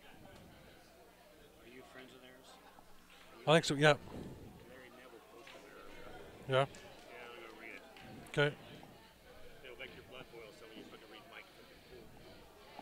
I've been talking to people already, man. I just talked to a guy in West Virginia. You know, Mike? Yeah. Yeah. He's a fucking whack job. Yeah. You can barely hear any background noise, really. Wow, it's loud enough in the room we can barely hear ourselves think. But that's to be expected Friday night on a pool room.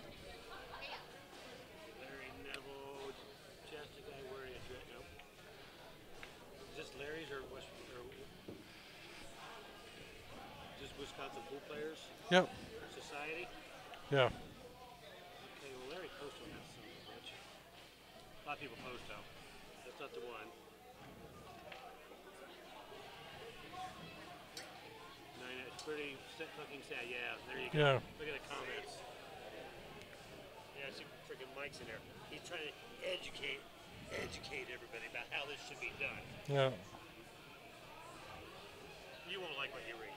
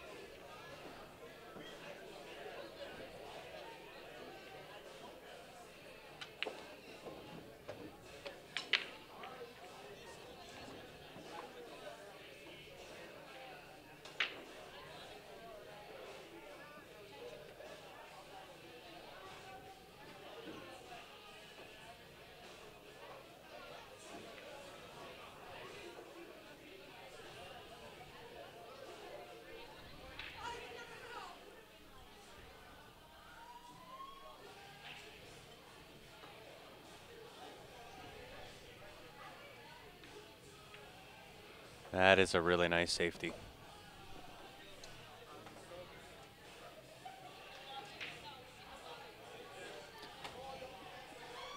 Yeah, again, it'll be maybe that's his natural stroke, where he's just a two-stroke player, very quick player. I've known a few guys like that. Just naturally a quick player. Double-edged sword. You're going to live by it or die by it.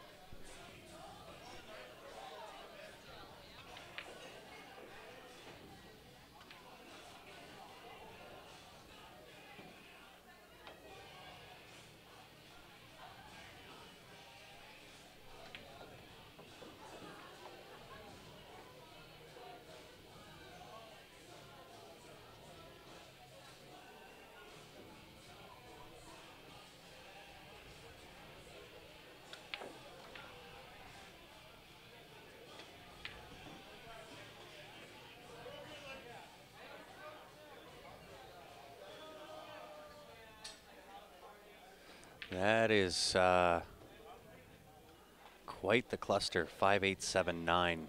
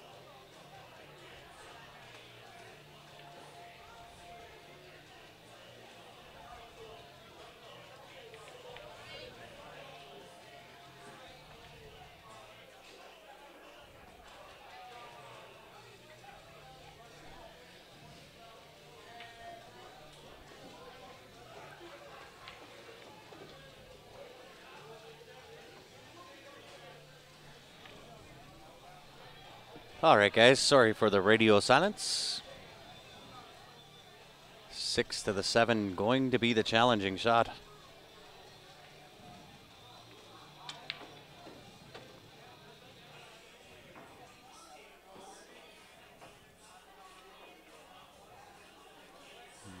Not sure that that 7 is going to bank there.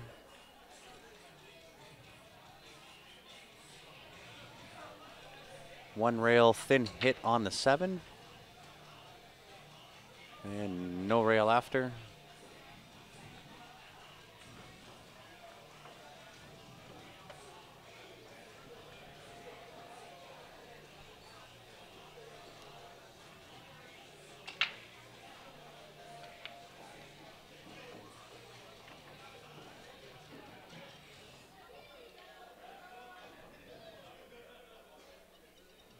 Tom calling the 10 ball here.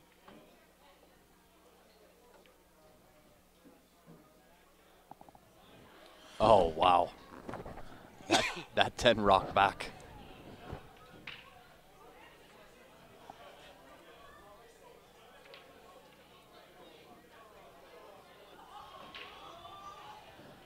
Nice carom shot.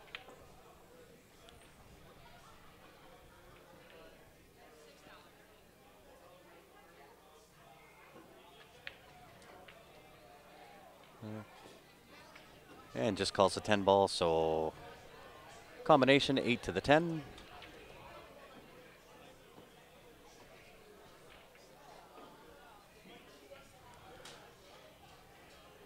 That would make it 7-4. Yeah, a lack of gravity for sure.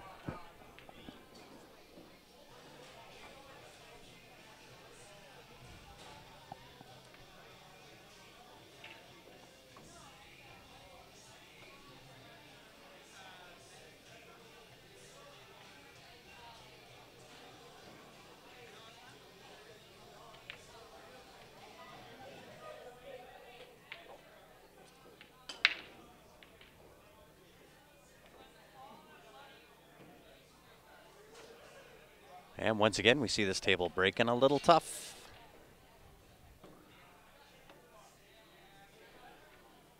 What's for dinner? That is a darn good question, Todd. It is definitely getting to that time where dinner is got to be something soon. Breakfast this morning was a long time ago. Tom getting up, shooting the 1 ball. Really nice thin cut. Comes around the backside of the 2. Should have that into the side by the time the cue ball stops rolling. Hot dogs and pizza. Sounds like a Canadian dinner to me.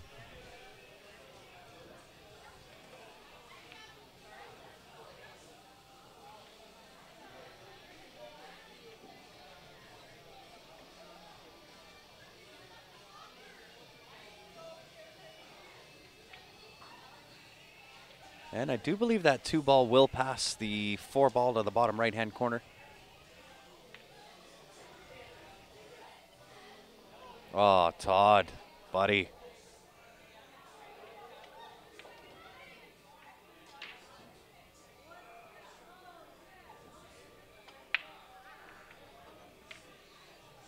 Killing me with that comment. Nice shot from Tom.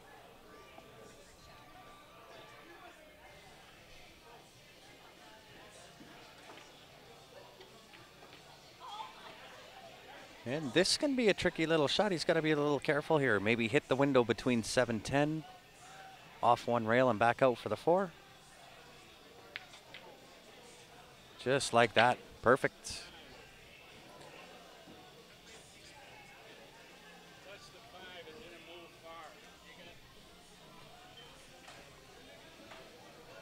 So Tom just come over and told Mason that he touched the 5 ball. It is not a foul.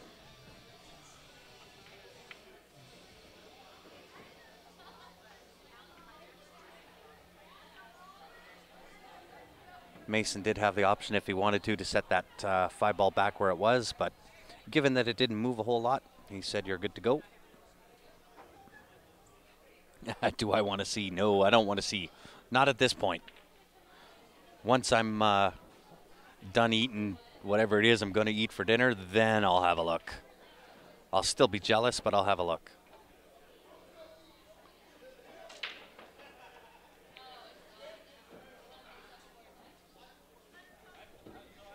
Wanted to roll just a little more on that 6 ball.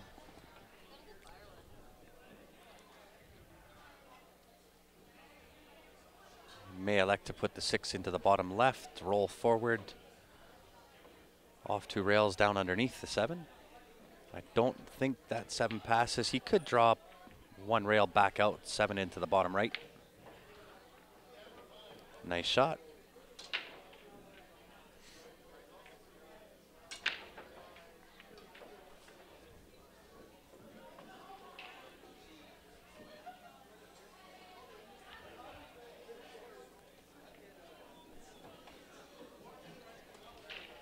And really nothing to do here other than make the 8.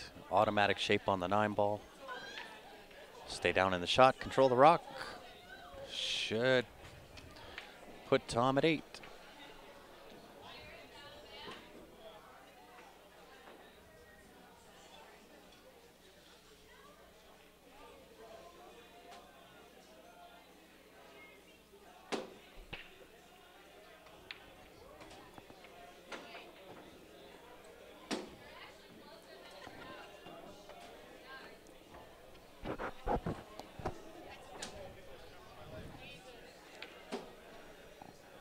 We will make it so. Tom at 8. Final game of this match coming up. Oh.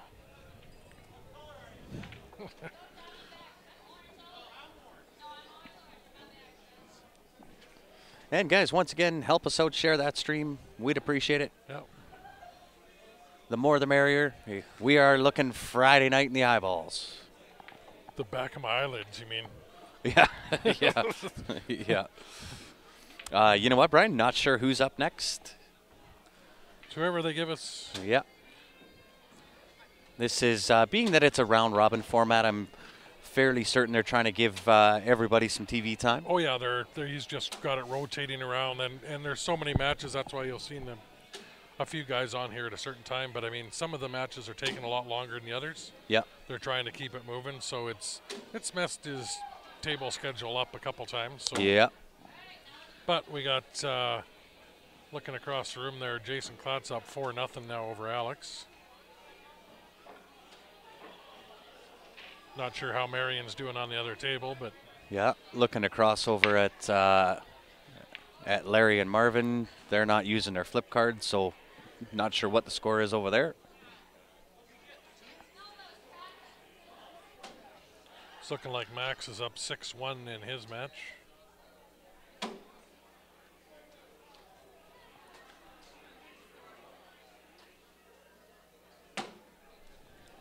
And sorry if you guys can hear that clunking behind us. That is Cornhole. the cornhole being played, or beanbag toss. Depending on whether you're in Canada or the U.S. That's right. Has a whole different meaning in certain parts of the world. It's beanbag toss in Canada. It You is say bean- cornhole, yeah. or like, oh, what?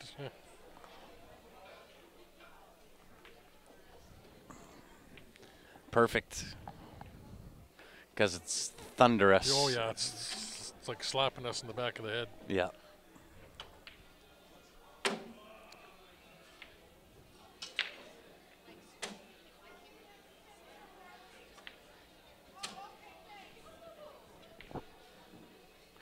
Overrolled that a little bit. Should be okay, though. 4 to the top right.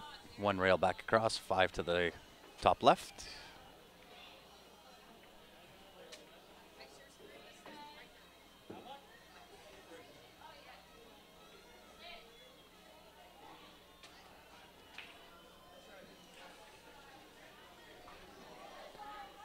So this shot here, I'm going to go more to the right, or the middle side of the table. I want to be able to draw off the 6, off the left-hand side rail, back up for the 8.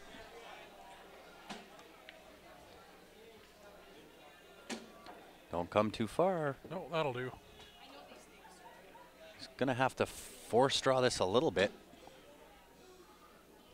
I just draw it straight up the left-hand side of the Hey, you table. could do that, yeah. Just not into That's that corner the pocket. only problem with that. He said, no, he ended up not bad. Yeah, he ended up not bad. He Those are always tricky, though. I don't like drawing into a pocket. Yeah. I'd rather draw off a rail.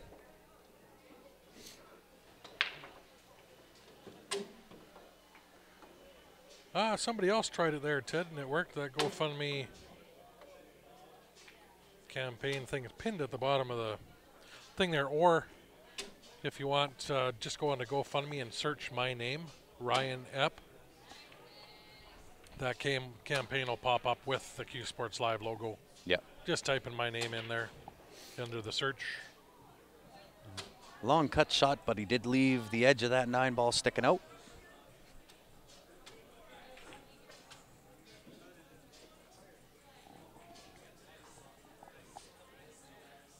Sounded like he called the cut. He did, yeah. That is sharp.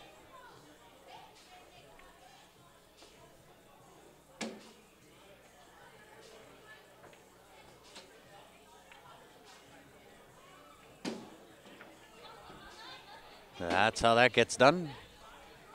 He'll come off that end rail, sitting nice and pretty for that 10 into the side pocket. Oh, I have no idea with that. Yeah, not sure. We've had a couple of people send in on it, so we appreciate it. Yeah. Appreciate the efforts as well, Ted.